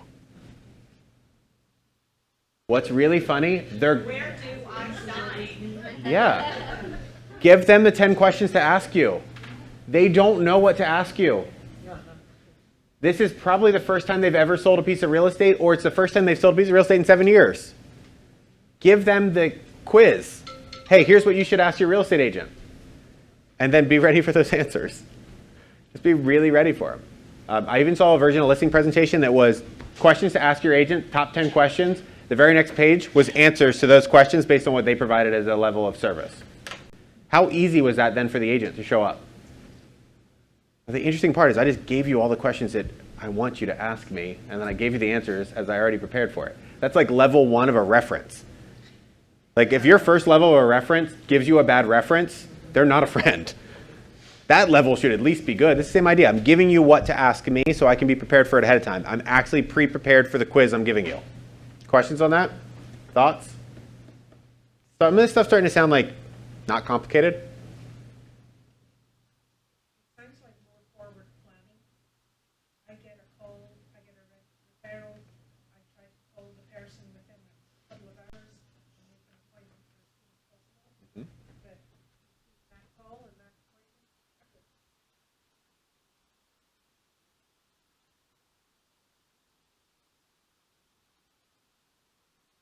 So here's a great question to consider asking. If somebody were to call you at 1 o'clock today and say, I want you to come list my house at 2, what would have to happen?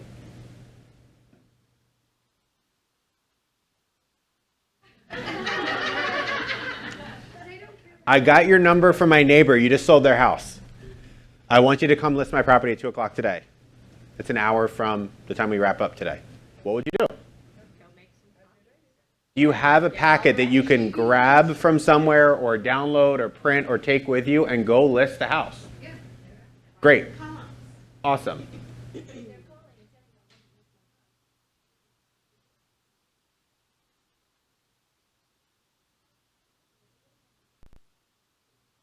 here's the interesting part. If you're going on a listing presentation, they already want to list their house with you.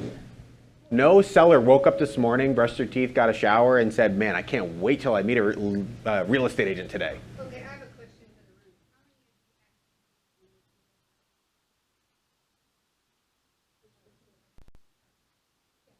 Well, I don't. So, I mean, an hour, sure, show up with a blank manila folder with my information.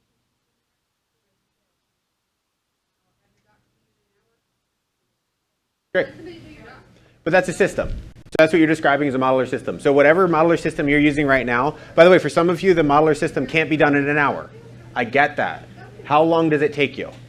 So in a perfect world, if I wanted to list my house with you, when would be the appropriate time to meet with you? Or I wanted to interview you as my potential agent. What's the prep time need to be? You don't have to yell it out. Just want you to kind of think. Usually 3 hours. 3 hours? No, I'm asking you as agents. If I wanted to interview you as my agent today, would today be the best time? Would tomorrow? Do you need 2 days? How much time do you actually need? And what I want you to do is actually write out those steps that you take, map out what happens, and then ask the question, could I compress it? Could it be done faster if I needed to be? Or could I put a system around this? That's how you start to get to best practices. And this room is a great example. You could show that list to somebody else and say, hey, it takes me 48 hours to get ready for a listing appointment. You do it in an hour. What am I doing wrong? I'm doing these things. You're doing these things. Let's compare and contrast and figure out a best practice out of the two. Good? Take advantage of a room like this. There's a lot of talent in this room. Every single person in here has a different perspective on how the best way to run a real estate business is. And they're all right. And they're also all wrong. That's okay. You can take the best practices from each other. That's how MRA was written. We already used that as an example. All right, what did you take away from this quick chapter? It's really fast.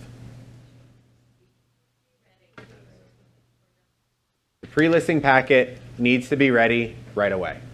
All right, page 54. The listing consult. This says listing presentation. No, it does say consultation. Great. Page 54 says listing consultation. It used to say presentation. Do your best to get that language out of your head. It is a consultation, not a presentation. We already kind of talked about on page 55 what happens. The first part, I'll slide out of the way, is actually preparing yourself. So are you ready for it?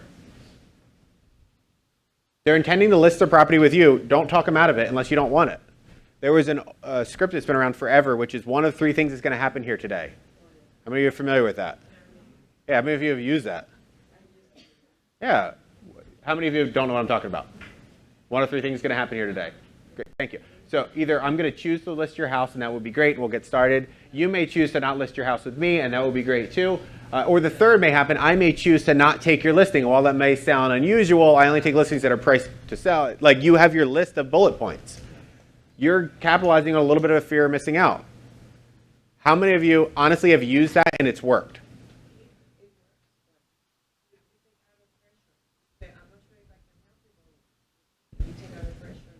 And I may be alone in this. How many of you have actually used it and it worked and then you didn't use it again? I did. Some of the best scripts I ever had that led to a closed transaction, they weren't in writing anywhere and they weren't part of my DNA, so I used it and I forgot about it. Like, oh, I should have went to that place. So the point of it, they weren't internalized for me. So are you practicing some scripts that actually are working? Thoughts? I'm getting some confused looks. Or I'm just getting that we're getting hungry, you're going long, what's going on? Still some time left. Still like 700 pages to cover. All right. Bottom of page 56 talks about understanding the market. Do you know your market numbers? You don't have to know every number in the marketplace, just your numbers in your area of service. I don't expect you to know the days on the market for Dallas. It's irrelevant. Know your inventory. What's it doing? What's the market doing right now in this area? Okay. Okay. Things are sitting for a little while. I heard 64 days. It's a little slower than it's been. What's causing that? The buyers. There's a lot of inventory. Uncertainty. We're in an election year. Oil and gas industry is getting hurt. I read oil prices are coming down again. Gas prices are coming down again. Something they're talking about of people getting sick. I'm not making light of it because I'm sure it's real for some people. I'm in the school of thought that it's going to go somehow. Might as well enjoy it. Okay. What are there any industries coming in? Do you have any companies moving into the area? I don't know. I was downtown Houston. There's cranes everywhere. Okay. Being able to have those conversations. Where do people move from to come to Houston? California. What part? All over. And I would interrogate that maybe a little bit further and say, is it really all over? Is it a certain section of California? Is it a certain section of New York or wherever? And do you have a referral partner there? What do the migration patterns look like? These are all pieces of information you may want to consider. Where are your clients coming from? Where are people in general moving from? And then establishing relationships there. Wouldn't it be great if you had somebody in an area of California that was consistently sending buyers to Houston? In your area of expertise. That's how you start to build a really scalable business. Okay, when people leave Houston, where do they go? Did you say heaven? I think that's what I heard. Yeah. This is in Florida. This is the last domino. Yeah. So another thing to consider, look at your last 12 months. People that moved out of the area, where did they go? Okay. Very few. Okay. Very few. Or do they move within Houston somewhere else? Is that an area that you service? Yes. Okay. Or is it a little bit outside? Just start thinking about it a little bit differently. I bet you'd be surprised at how many people actually leave Houston. Happens. It may be shocking. People still leave areas. When do they leave Houston? August. They all leave in August because it's so hot. They all disappear in August. I'll bet there's a spike in your market in August. They realize how hot it is. My only other experience in Houston was coming down for cleanup for Hurricane Harvey. So like my experience in Houston has been like boots up to my knees and sweat, long sleeves and pants and demucking houses. So I was like, this experience was much better. It was much better. Thank you for letting us. It was an amazing opportunity. That was the moment in which I realized what company I worked for. Not to go too far off topic, but pulling in a bus in Katy, Texas, and getting out and getting really gross and dirty and looking over and seeing Gary Keller and Josh Team equally dirty and gross. Here's the billionaire that owns a company that's covered head to toe. And I know some people saw those photos of Gary and thought it was like a photo op. Oh no, he was working. He was ripping stuff out, I don't know why he was wearing a mask, because I was convinced those masks weren't protecting us from whatever we got. Pretty convinced anybody that worked in Katy at cleanup or any other area of Harvey at cleanup, we're probably immune to coronavirus. Our immune systems are great. And that was a re-engagement moment of like, oh, that's what this thing is all about. So when you look back at your unique value proposition, is it bigger than simply selling real estate? What's it funding? You'll hear Gary say that Keller Williams is actually a social experiment that just happened to become a big company. Serious. I don't understand how he's serious, but he thinks in a different way. Okay, so let's get back to what we're talking about now, which is page 57. Communication techniques that build rapport. Active listening. What is active listening?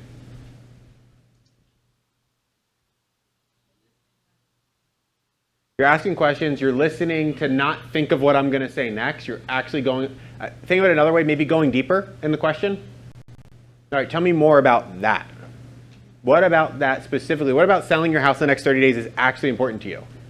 What about listing a property at $300,000 is actually important to you? What are you going to do with it? Like, what is this funding? What's the point? Going a little bit deeper with that. Open-ended questions, stay in curiosity, don't interrupt, all those great things. How fast do I talk? At times. Yeah, I consciously have to make an effort when I'm meeting with people that talk slower to slow down, and then I crush a latte and it speeds right back up again. And I'm chewing gum while I'm up here, which is super rude, and yet it's actually to slow me down a little bit. It's hard to believe, but that works sometimes. What are those blind spots that you have?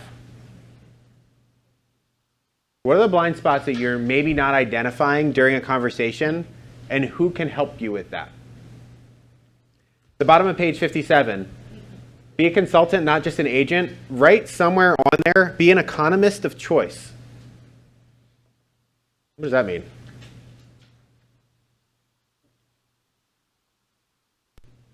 What does it mean if you're an economist of choice?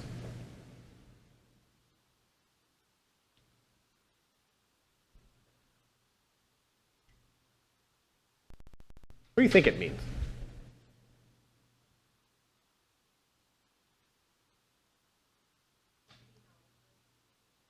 Be knowledgeable about the economy? Yeah. Be able to interpret what's happening right now. Has anybody gotten a question about the interest rates dropping? What'd you say? Lowest it's ever been?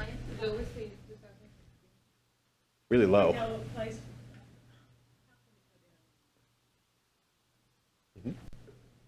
Are you getting questions of why it was decreased? So what's your interpretation of that? Being an economist of choice, part of it is being able to interpret the data that we get and have an intelligent conversation around that. So actually understanding what's happening in the market. What's happening in your local markets. Do you have business owners that are part of your database? You have people that are watching news and watching what's happening with oil and gas and everything else that affects you guys locally. So that part of that, all of that kind of encompasses being an economist of choice. It'll matter more and more as the days in the market creep up and the market potentially slows down a little bit. When the market's super hot and there's 5 offers on every property, does it matter how much you know the economy? Does it matter to your clients? Probably less. So just a school of thought. Page 58. Build an appointment toolkit. We're going to leave that up. All right, build the appointment toolkit. What's inside your toolkit? Great. Lockbox and sign. Anything else you need? You're measuring? Okay. I heard a story of an agent that used to take a sign with him and stick it in the yard and then go knock on the door. And say, how does it look? Okay. Can that work? I don't know. It depends on your mindset around it. If you come in super cocky and do that, it's probably not going to work all that well. Yet if that plays well with your natural behavioral style and you can get away with something like that, have you ever noticed that there's some people that can get away saying things that other people can't? Yes. Okay, so if you're that kind of person that can get away with things like that, or you can set up that, all right, have fun with it.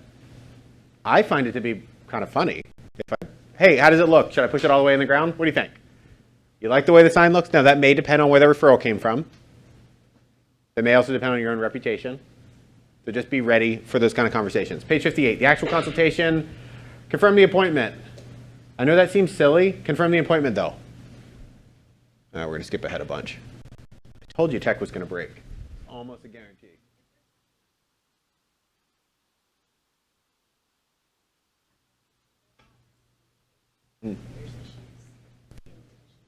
Redundancies. Yeah. I taught Joe that, so you're welcome. Joe and I just met for the first time this morning. I didn't teach him anything. So great, yeah, redundancies in your business. What we experience in the Northeast is our lockboxes freeze. Yeah, it's fun. Nothing like taking your gloves off and holding onto a lockbox and melting the ice so that you can get into a house. It's exciting. You guys have things that we don't have, like snakes and fire ants and everything else that's poisonous, I think. So just understanding what do you need to have in your kit? What do you need to have that's ready to go? What redundancies do you need? Do you experience some high winds here at times? Because it's relatively flat? Do your signs ever blow over? Okay. Do you have like riders that go blowing off part way, one of the cables breaks? Do you keep zip ties in your car? The other things, you just kind of think through what best practices might be. Page 58 talks about the actual consultation. We talked about confirming the appointment, a yes mindset, enter and tour. Great. I'm going to give you one other thing to consider with this. Tell them what to do. Hey, let's go sit at your kitchen table, have a seat. How would you want to do that? You're taking control early on, you're leading the conversation. Would you like a cup of coffee? Yes, absolutely. If you drink coffee or tea, whatever you prefer. Why would you say yeah? I mean, I grew up as that was kind of rude. Like if you're making a pot, yeah, I'll have some. Or if you're making a cup. It took a little while for me to accept that that actually is a control thing. It's showing them, yeah, I'd love one. Great, thank you. I'm at this house in Villanova and husband and wife are there. Didn't know the husband didn't drink coffee. Wife says, can I get you a cup of coffee? I said, yeah, absolutely. It's 10 o'clock in the morning on a Sunday. I just drove an hour to your house. Yeah, I'd like some coffee. I didn't say it that way. I said, sure, love a cup of coffee. Didn't know I was going to make it late for a buyer's consultation as a result. I didn't walk in and say, give me a cup of coffee, please. But like okay, great. Yeah, I'm going to make myself comfortable. I want this to be a comfortable conversation and whatever that looks like to you. Now, if you don't drink coffee, don't have them make a cup of coffee. That act of having them sit down, hey, have a seat here. I'm going to sit here and we're going to talk through some things. Puts you in control. It adapts some yes mindset. If right away they say, no, we're going to sit in the living room, what does that tell you? All right, how long are your listing consultations? What's that?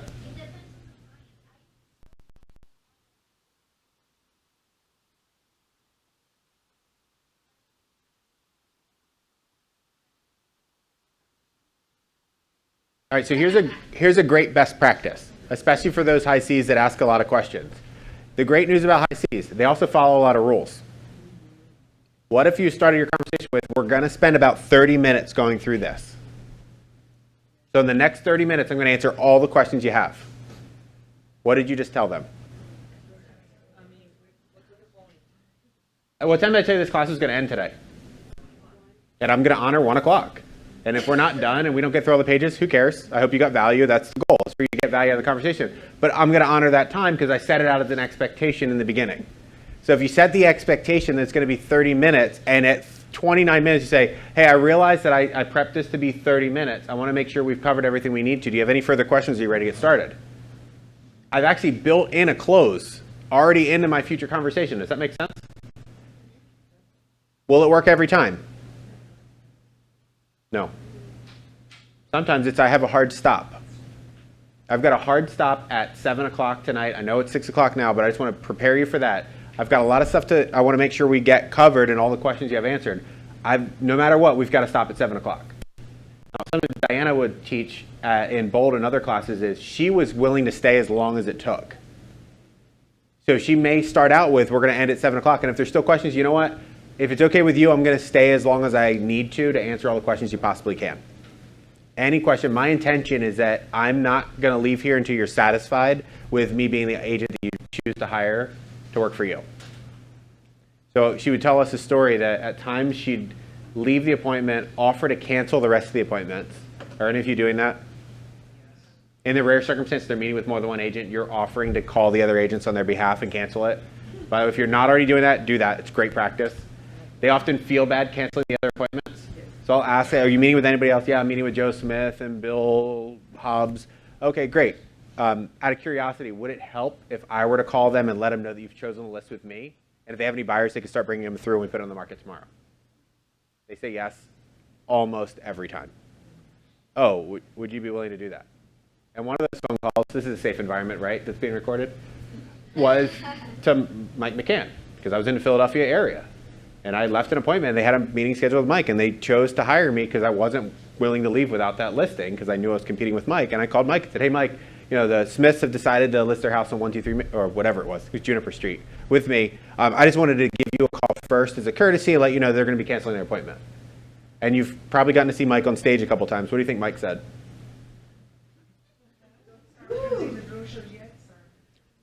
No, he said, congratulations. Good for you. That's great. And if I have any buyers, I'll send them your way. He is a super professional.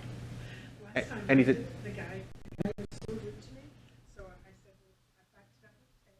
Yeah. And his parting comment to me was, and I sent it to Michael Bosar, in case it came back, he said, you text great. Oh my God. I know what it meant. Great. I said to the Michael, so it kind of bit me. Yeah. Okay. And I would ask, yeah, I think I would ask him, how many texts are you getting a day like this? I wanted to say how many stripper texts have you had. Great. By the way, okay, so some of the calls that I got was somebody yelling at me saying, you can't cancel my appointment, all these great things. Great. You know what? I'm calling you as a courtesy. I appreciate the feedback. No problems. Call the Smiths. They're going to verify what I just said. I'm just saving you some time. And inevitably, I would get a call or an email later, or I just wouldn't hear from them. Okay, great. Next. What's interesting is the agents that do, generally speaking, the agents that do more business at other brands as well are the ones that receive that information really well. Like Mike. Mike was the #1 agent in the world at Berkshire Hathaway, and he took it as like, great, congratulations. I'll let you know if I've got anybody. Good for you. Hey, I just saved him an hour of his life that he didn't have to show up. He didn't knock on the door. They say, no, sorry, we're going to cancel the appointment. So treat it how you want to. Be prepared to stay as long as it takes, having set up expectations in the beginning that it's going to be within a certain amount of time. And I know I'm talking to both sides of my mouth right now. It's a balancing act between the two. High Ds, are they going to want to get it done pretty quick? Who's going to take the longest? It's the eyes. It's the eyes. They're going to have a lot to tell you. Yeah. And they'll, depending on your relationship with them and the more questions you ask, keeping it to something and just reminding them, hey, I'm not intending to be rude. I want to respect your time. So in respect for your time, we're going to be ending in the next 30 minutes. Would that be okay with you? And yeah, if you have additional questions after we get started, just reach out anytime. All of those kind of things.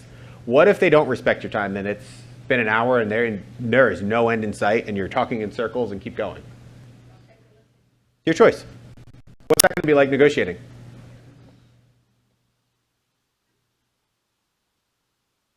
Okay. You may not have that problem. Some would say you probably don't go on enough listing appointments. Just kidding. You'll experience it at some point. And it also depends on your sources. Where are your leads coming from?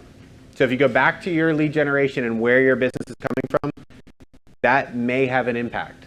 If you're finding a lot of people that are from your sphere and they're close to you and you're doing client parties and you're doing whatever it is that's generating your business, you may have less crazy people in your world. Apparently, I just attract them. Says something about me. Also describes why I'm a coach. All right, page 63, begin the conversation. What technology are you going to use, if any? Is there going to be any tech involved in your presentation?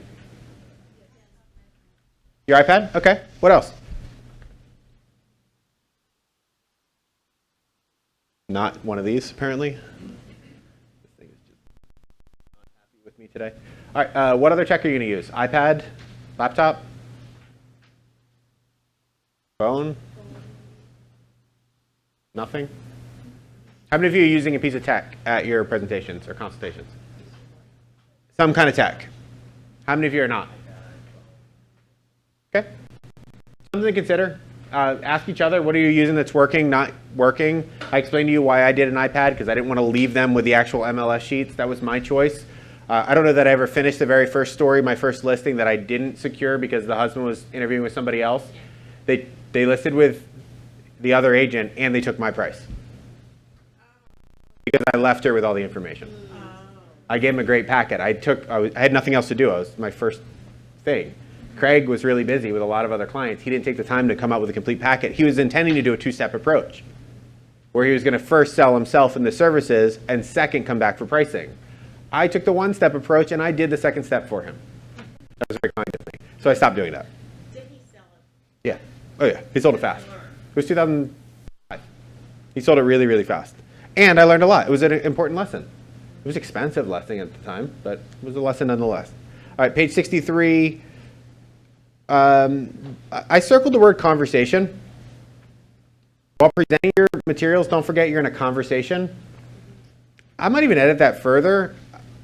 I was doing very little presenting. I think of presenting as I'm just telling them constantly versus asking and drawing it out of them. How boring would today be if all I did was sit up here and talk to you and told you what to do? More or less boring than it currently is. Let's just get a scale on there. When it's conversational and you're involved, does it feel different? Yeah, nobody wants to be told what to do. We're adults. We're told what to do long enough, and we've got enough people in our world to tell what to do, and they don't listen.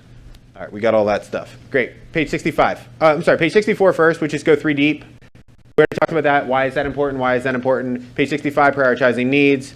66, check for commitment. We're doing that throughout the presentation. Is there anything I'm missing? Tell me more. Are you prepared to list your house today? Is there anything that the other agent might say that I didn't say? All scripts that you're getting from Bold, you can get from Ignite. Page 67, handling objections.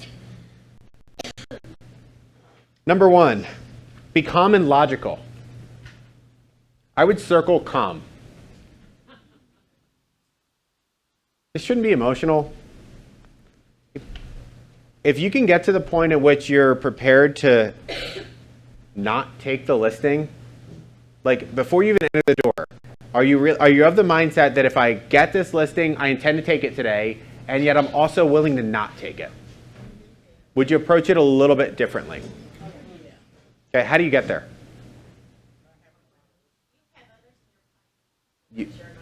You've lead generated enough that you've got a pipeline full of business coming. Number 3 on that, handling objections, I do want you to consider that as well, which is kind of what we already talked about. Don't get attached to the outcomes. Yes?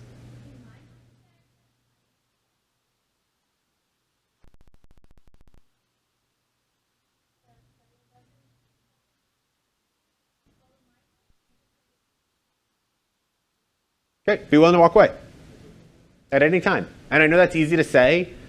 And again, we've already talked about it. We've all taken an overpriced listing at some point. I took 5 Christian Street. I remember the listing. It was a relocation client. I was working with a relocation company. They listed it for, let's say, $500,000. It was worth $435. It's a pretty big difference in the price. And I told them day one, it's worth $430. The market says, I probably said me, phrase that I think it's worth. But let's just say the market says it's worth $435, or it's worth between $425 and $437. I kept the window pretty tight on that one. We want to list it anyway. We don't care. Month 1, 2 showings. Month 2, 1 showing. Month 3, we got an offer for $425. Ended up at $435. Now, I chose to take that listing, even though the average days in the market at the time was like 12. I chose to keep that listing for 90 days because it was in a really high traffic area. And in that particular neighborhood, it led to 3 other listings. I was willing to let it be a loss leader. I was actually willing to lose money on that deal because I knew it would generate enough. That's the only example I can ever remember of when I was able to do that successfully. Every other overpriced listing I took resulted in costing me money. So I'm always hesitant to use that example because it makes it seem like it'll work.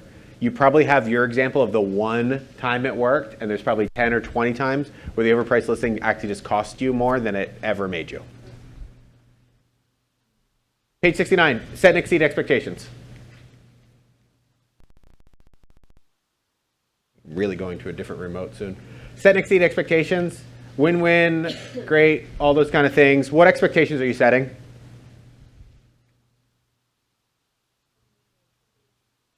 Days on market, the way you're going to communicate with them, the way that they want to be communicated with. What other expectations are you setting?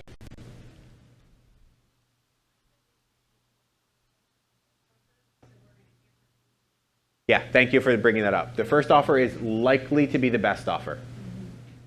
And that can go back to positioning that every day your house is on the market, it's actually worth less money. When you drive a new car off the car lot, it's worth less money the second that it leaves that lot. Listing a house is the same way. Every day we're in the market, it actually declines in perceived value to a buyer. You want to prove that to be true? Show them a house that's been on the market for 365 days. What are they going to say right away when they see that listing? What's wrong with it? Even though there might be nothing wrong with it. The house my wife and I bought April 1st of last year had been on the market for 375 days. It was the third agent that had the house listed. And immediately all just, I could see all of you went to, what's wrong with his house? I wonder what's the problem with it. I'll give you what the problem was. They had the wrong town listed. They had the wrong town. Yeah, towns in Pennsylvania like touch each other, super close, yet that also defines school districts. The town they chose was in a different school district, and as a result cost the seller 50% of what the house was worth. Yeah, I had a really good agent. You know, things work out. By the way, that is nothing I did right. That is everything the other agent did wrong for his sellers. It was a wrong exposure. Now, you could also take the school of thought that other people should have seen that house. It should have come up somewhere. For whatever reason, it didn't. And I also believe that things work out how they should. I think just worked out. What I see way too often is the geocode on our MLS is off, and so people typically search on their phone, and so they don't see a house pop up in the neighborhood, so it'll be like a mile away, and it never shows up on the search. If they can't find it, they can't buy it. Interesting, where we live is a road that you don't drive down. It's a dead-end little cul-de-sac with a couple houses that you can see, and it's not getting any traffic. The sign in the yard was totally pointless. I don't even know why they bothered with it. And they had the wrong town, so they were set up for failure from day one. I'm really glad they were. I'm super grateful for that. Yes? How do you handle when you do set the expectation of the average days on market, and then later on you remind them of what you had said in the beginning, and they say, well, I know that you're sharing this data, and I know the average days on market, but that just means you have to do more to go against them. Right. Great question. So if they're fighting you to do more to sell their house faster, and it goes back to, do we need to tell more people that your house is overpriced? Is that what you're asking me to do? Are you asking me to tell the world that your house is overpriced more often? And it's direct. I get it. It's not for everyone. Some of you can't stomach that. That's okay. That's part of it. And the second is being willing to walk away at any time. Like if I can't, maybe I'll look in the mirror first and say, are the numbers I'm giving them actually the right numbers? Assuming that's yes, that like I've done my research, I really know that the average days on the market is 100 days. And this house is going to take 100 days. The sellers want to sell it in 50. Okay, so if the average days, Mr. and Mrs. Seller, if the average days are 100, do you consider yourself average? Such a trick question. Who says yes to that? All right, great. So because you don't consider yourself average, how quickly would you like to sell this house? I want to sell it in 50. Okay, what number do you think we're going to have to put in association with this house in order to sell it in 50 days? Is there a number? We can be transparent for a second. Well, we've been transparent pretty much the whole time. Can you underprice a house? Can you? So does a house ever actually sell for less than it's worth? What's a house actually worth? So a house is worth what a buyer is willing to pay. It's also worth what a bank is willing to fund, unless it's a cash deal. So question you could pose to a seller would be, all right, let's imagine for a second we put your house on the market tomorrow for $1. How much would it actually sell for? It would sell what it's actually worth. What would that number be, Mr. Seller? What did you just discover? Their actual number. Not that number they think, well, I want to list it at 450 because I really need to get away with 425. Or I really need to list it at 300 because I really need to sell it for 250. And I want to have room to negotiate. Am I the only one that heard that? Yes. Great. I love room to negotiate. In fact, actually, if we price it correctly, we're not going to have to negotiate down. We may have to negotiate up. Would that be okay with you? It's delivery of a script. It's got to be internal. You've got to have your scripts, whatever they may be. Somebody shared at the models course in Austin a couple weeks ago that when you're squeezed, what comes out? This is not a disgusting conversation. This is when you're squeezed, what are those scripts that come out? Well, it's going to be some kind of internal script. Probably what happens most often, the reason we don't take every listing that we want is because sellers have better scripts than we do. Would you agree with that? Yes. Their scripts to not list or to reduce your commission or to put it their price are better than our scripts to price it where the market says it should be, to take the commission that we're willing to accept, and to actually position your house correctly in the marketplace. What other objections are you getting besides price?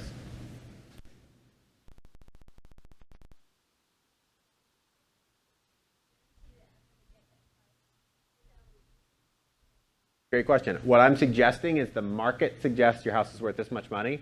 We actually have to sell your house twice. We've got to sell your house first to a buyer and second to a bank. That help? Sort of. Can I guarantee anything will sell at any given price? I can't. In fact, 1 out of every 4 homes doesn't sell, knowing your conversion rates. So set them up for it. Like, it's possible it won't sell. What's your plan B? What happens if your house doesn't sell? What are the actual numbers of homes that don't sell that are listed? Back to the economist of choice. Knowing those local numbers. Helpful? Very neighborhood. Sure. Neighborhood specific, price point specific. It's a lot of things specific, but having that information going into it, would that change their expectations a little bit? So question, let's just assume it's 3 out of 4 homes sell, meaning 1 out of 4 doesn't. What do you think, and I may ask the seller this, what do you think was unique about that one home that didn't sell?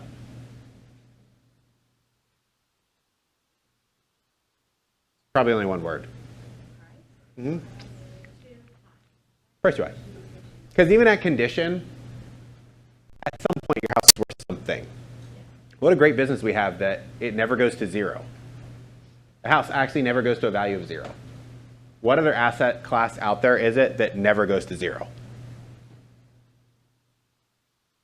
None that I can think of. All right, is this helpful? Good? All right, page 70, close. I wrote next to it, don't leave. Don't leave until they ask you to leave or until you leave with a contract or you decide that I no longer want to sell this.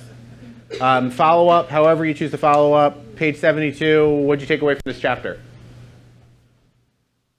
Of the actual consultation and some questions to ask. Yes, thank you. It's fundamental.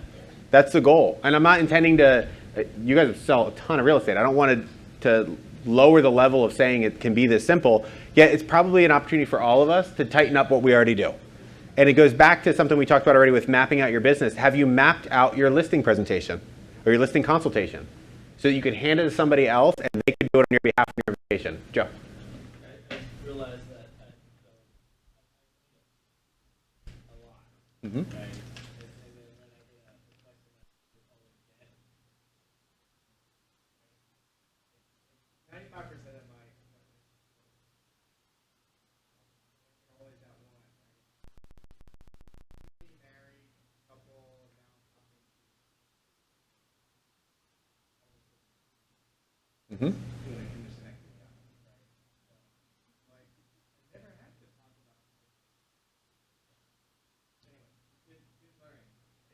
Some of these things are actually just being prepared for it more than anything else.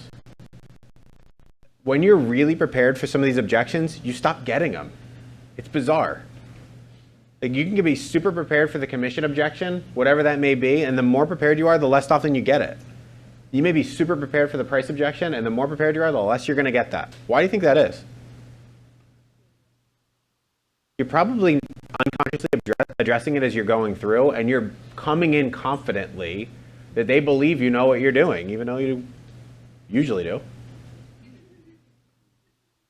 I usually know what I'm doing. All right, page 77. We're going to move pretty quick through the last couple pieces in here before I go back to our list and see how many things we didn't deliver on that we promised we would. Page 70, first page 76, fiduciary versus functionary. Are you showing up as a fiduciary? And what does that mean? What's a fiduciary? Their interest ahead of yours. You put their interest ahead of your own. It's easy to say that I did that every time. And at times, did I always actually show up as a fiduciary versus a functionary? When they were relocation clients, it started to feel less like a fiduciary at times. And it started to feel a little bit more like a functionary. When there was no emotion on their side, it was actually harder, I found, at times to fight harder for their money. So making sure that you always show up as a fiduciary. What do sellers want most? Or the most money possible, the least headaches, in the shortest amount of time. Generally speaking, that's what sellers want. National Association of Realtors has numbers come out every year going to market the home. They want you to position it correctly in the marketplace. Page 77, service standards. We've already talked about this. What are your service standards? Consistent experiences for every customer. Flipping over to page 79. Your team, whatever your team looks like, no matter what, you have a team. There's other people involved in the transaction besides you. There's home inspectors. You have title companies. You work with title companies, right? This is a title state. Got it. Cool. You also work with mortgage people and appraisers. You have surveyors here you have to deal with? No surveyors? Oh, yes, surveyors. Great. Anybody else involved in this transaction that's on your team? Photographer?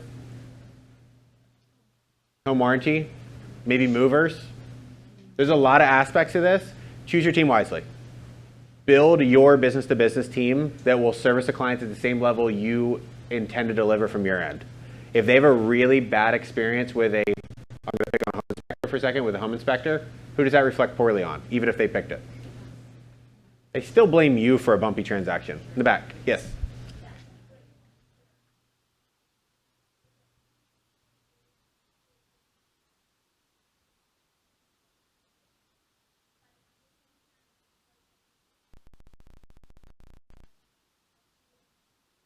Hmm?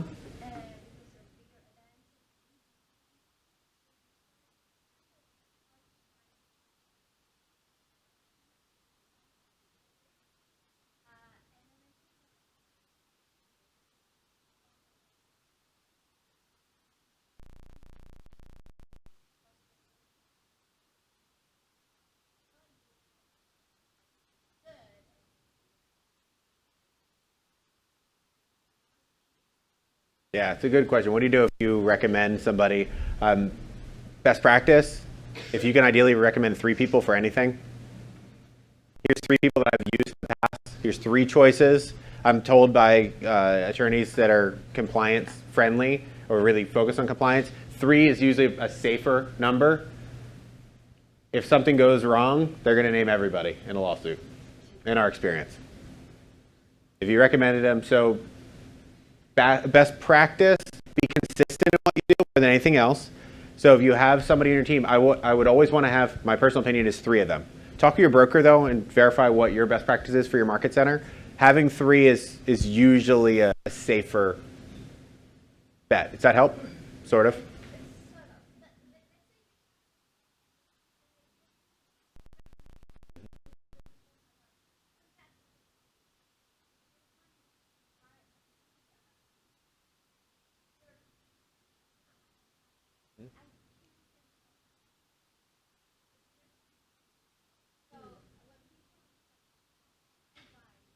Mm-hmm.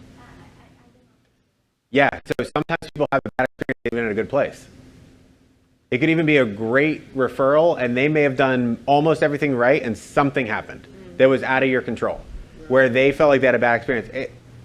Generally speaking, own it, take responsibility for it, hit it head on, over communicate when possible. If you can be on the front end of things for that, everything gets better. I'll give you an example. I stay at a lot of hotels, no surprise, because I travel around a decent amount, and I tend to stay at Kimpton hotels when possible. I've had great experience with them, great service, all those great things. So I'm at an event that's happening in Philadelphia, and now we live about an hour outside of the city. So my wife and I are staying there. We check in, we go grab lunch, come back. Our hotel room door's open. Now, I've stayed in a lot of hotels. I've never had that happen. Good news, it's like 2 o'clock in the afternoon. I'm fairly confident there's not a stranger wandering around my room, and yet I don't know. Not really thinking. I just go ahead and walk in, say hello. Clearly nobody's in there. I call down the front desk. Hey, just as a heads up, my door was open. Nothing's gone. How quickly do you think they reacted to that? Like, there was a person in my room in seconds apologizing. There was a bottle of wine that showed up. The next time I went there, things were comped. And by the way, I don't hold that against them. Mistakes happen. What actually ended up happening, they had a rollaway bed by mistake in our room. And when they went to take it away, the door didn't latch all the way. It's an older building. It was literally a mistake that somebody made. Nobody needs to get fired over, in my opinion, nobody needed to get fired over a mistake when nobody was hurt, nothing was stolen, all was good. They owned it though. And every person just went for it and owned it. Now, I'm retelling that story, so how many times do you think I stay in Kimpton still? Every chance I get, because I always have a good experience. Even when it's a bad experience, they make the best of that. Does that help? All right, cool. Marketing, the big picture, page 81. How do you market your listings? I mean, let's be really honest. How do we really market our listings as agents? Yeah, it's the MLS. Is there anything you can do outside the MLS that's going to cause that property to sell for more money than the MLS will?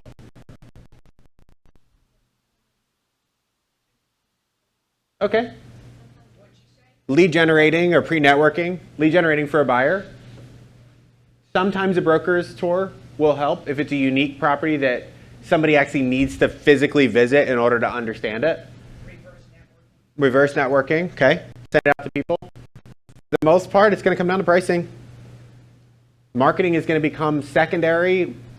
In my experience, the marketing is more designed to attract more buyers and sellers to your business. That's what I've experienced, is that the marketing efforts actually are lead generation for future buyers and future sellers. Am I off? Pretty much it. If someone has a marketing plan, and you can see this 14-point marketing plan on page 82. If you're willing to do it, share it. If you're not, and that's not something you do, then don't share it. I think the important part is you do what you say you're going to do. Page 83 is the method, what you want to say, and the method where you want to say this. Great. Page 84. Managing a marketing budget. How much are you actually going to allocate towards each listing? What do they get? I know of some agents, and I don't know if you're allowed to do this in your state or not, so ask your broker, that had a 6% plan, a 7% plan, and an 8% plan.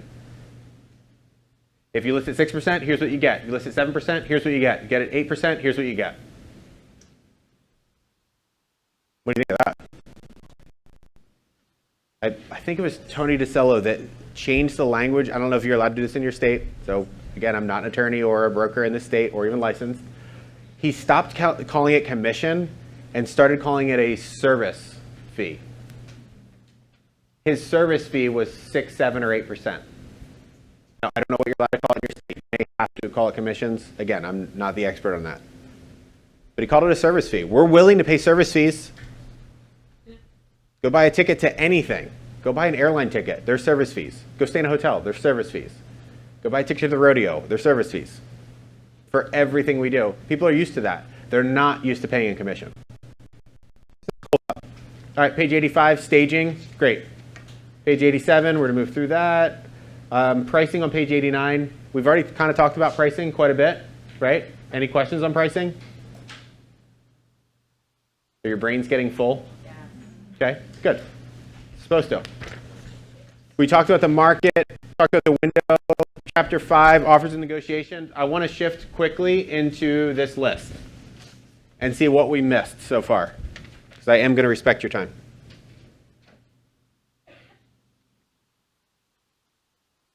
Elmo doesn't like to stay up on my screen for some reason.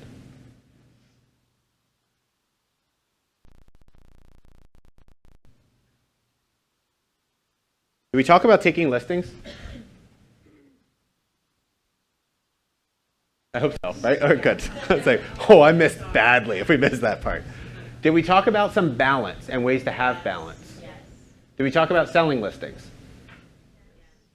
Okay, did we talk about the listing consultation? Did we talk about leverage? Yes. Technology is a big part of that leverage conversation. Did we talk about some scripts and questions? Some of them were better than others because I was delivering them. Did we talk about how to get more sellers? Okay. Sort of. We didn't actually hit it as like, here's how you get more sellers.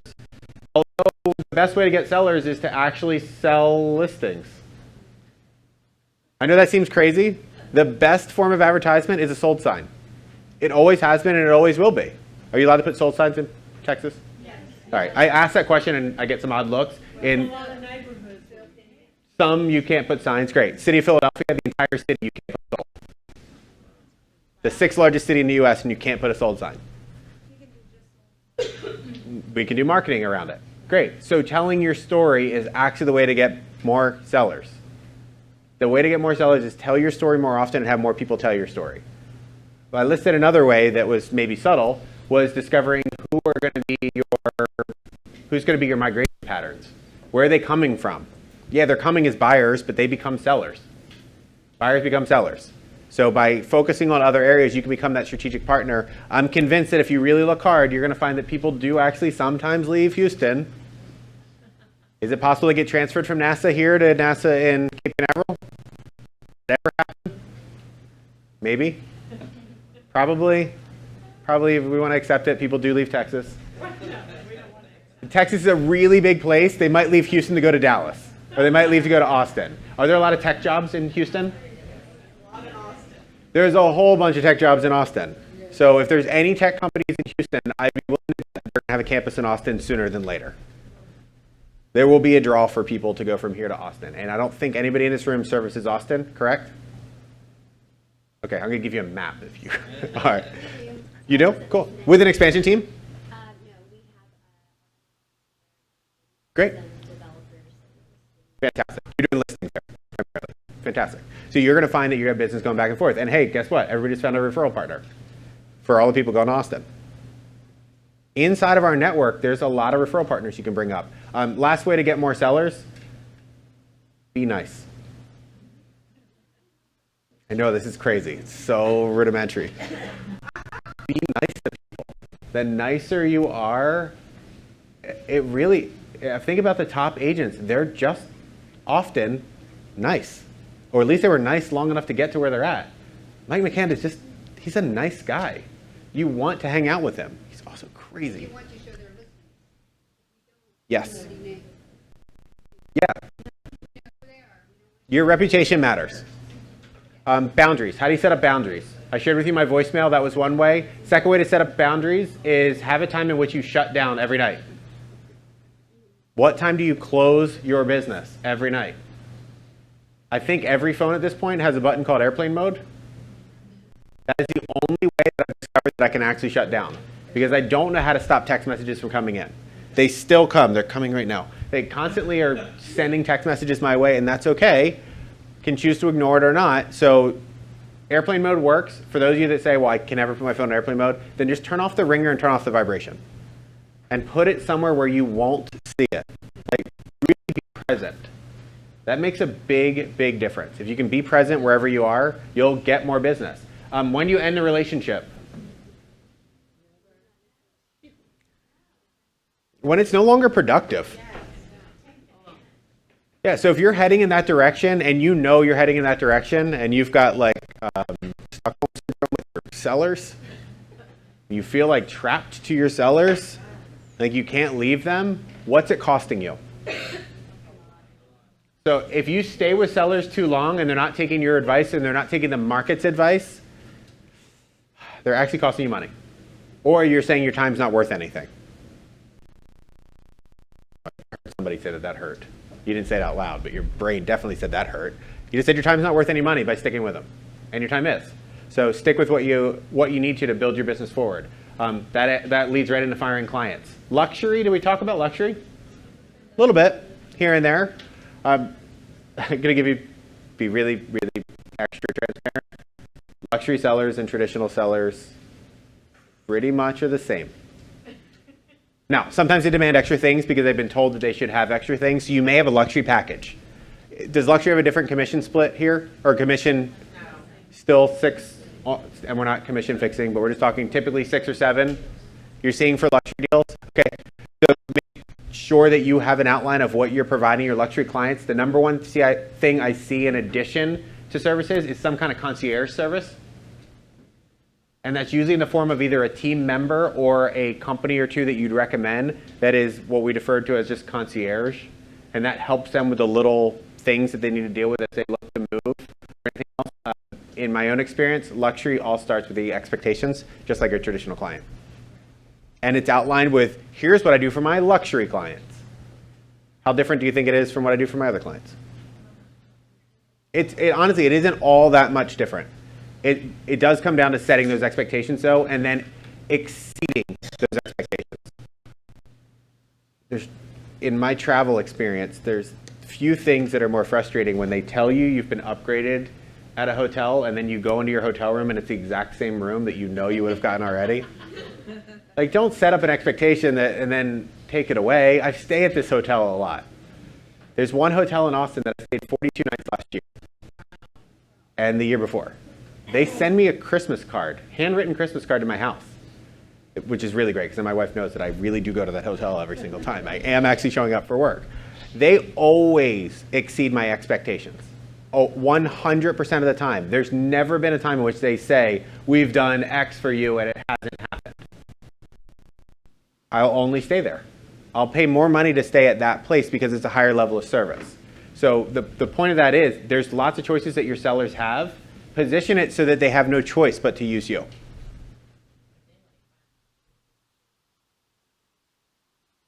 They expect it to be that way every single time. Yeah. All right. What did you take away from today? Oh, yeah, please.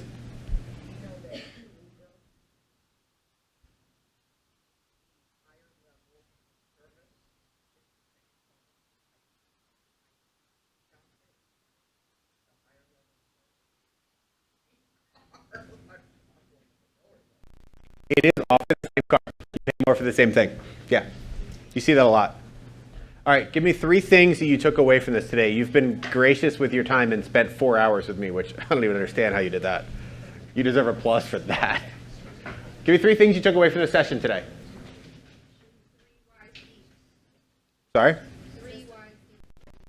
deep. Go deep with your questions. Tell me more about that. Why is that important to you? Be prepared. Be prepared for the objections. Be prepared for, just be ready if somebody called you right now, you could go on a listing appointment in the next 20 minutes. That the time you took to drive there. What's that? And yes, please make sure all the decision makers are there. All right, give me one more. I said 3, that was 3. Give me one more. We'll wrap up.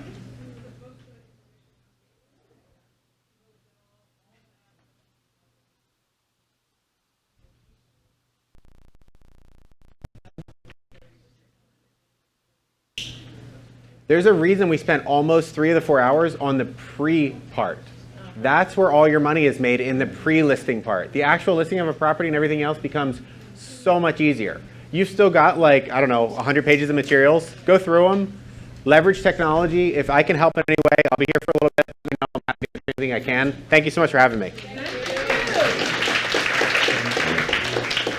guys are going to be getting an email from me and Kevin about an event on Thursday from 12 to 2.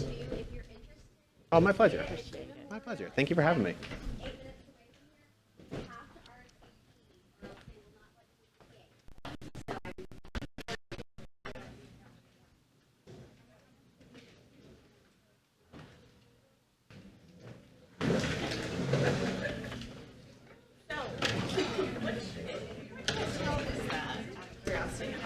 The Van Zant.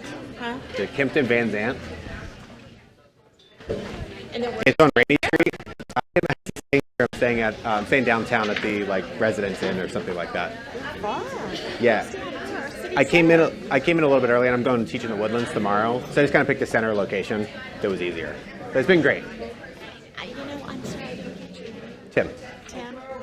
I'm Yes. Lowry. Thank you. great to meet you. Thank you. Thank you, Friday. Saturday. Got it. Thank you. One last question. Yeah. From that listing.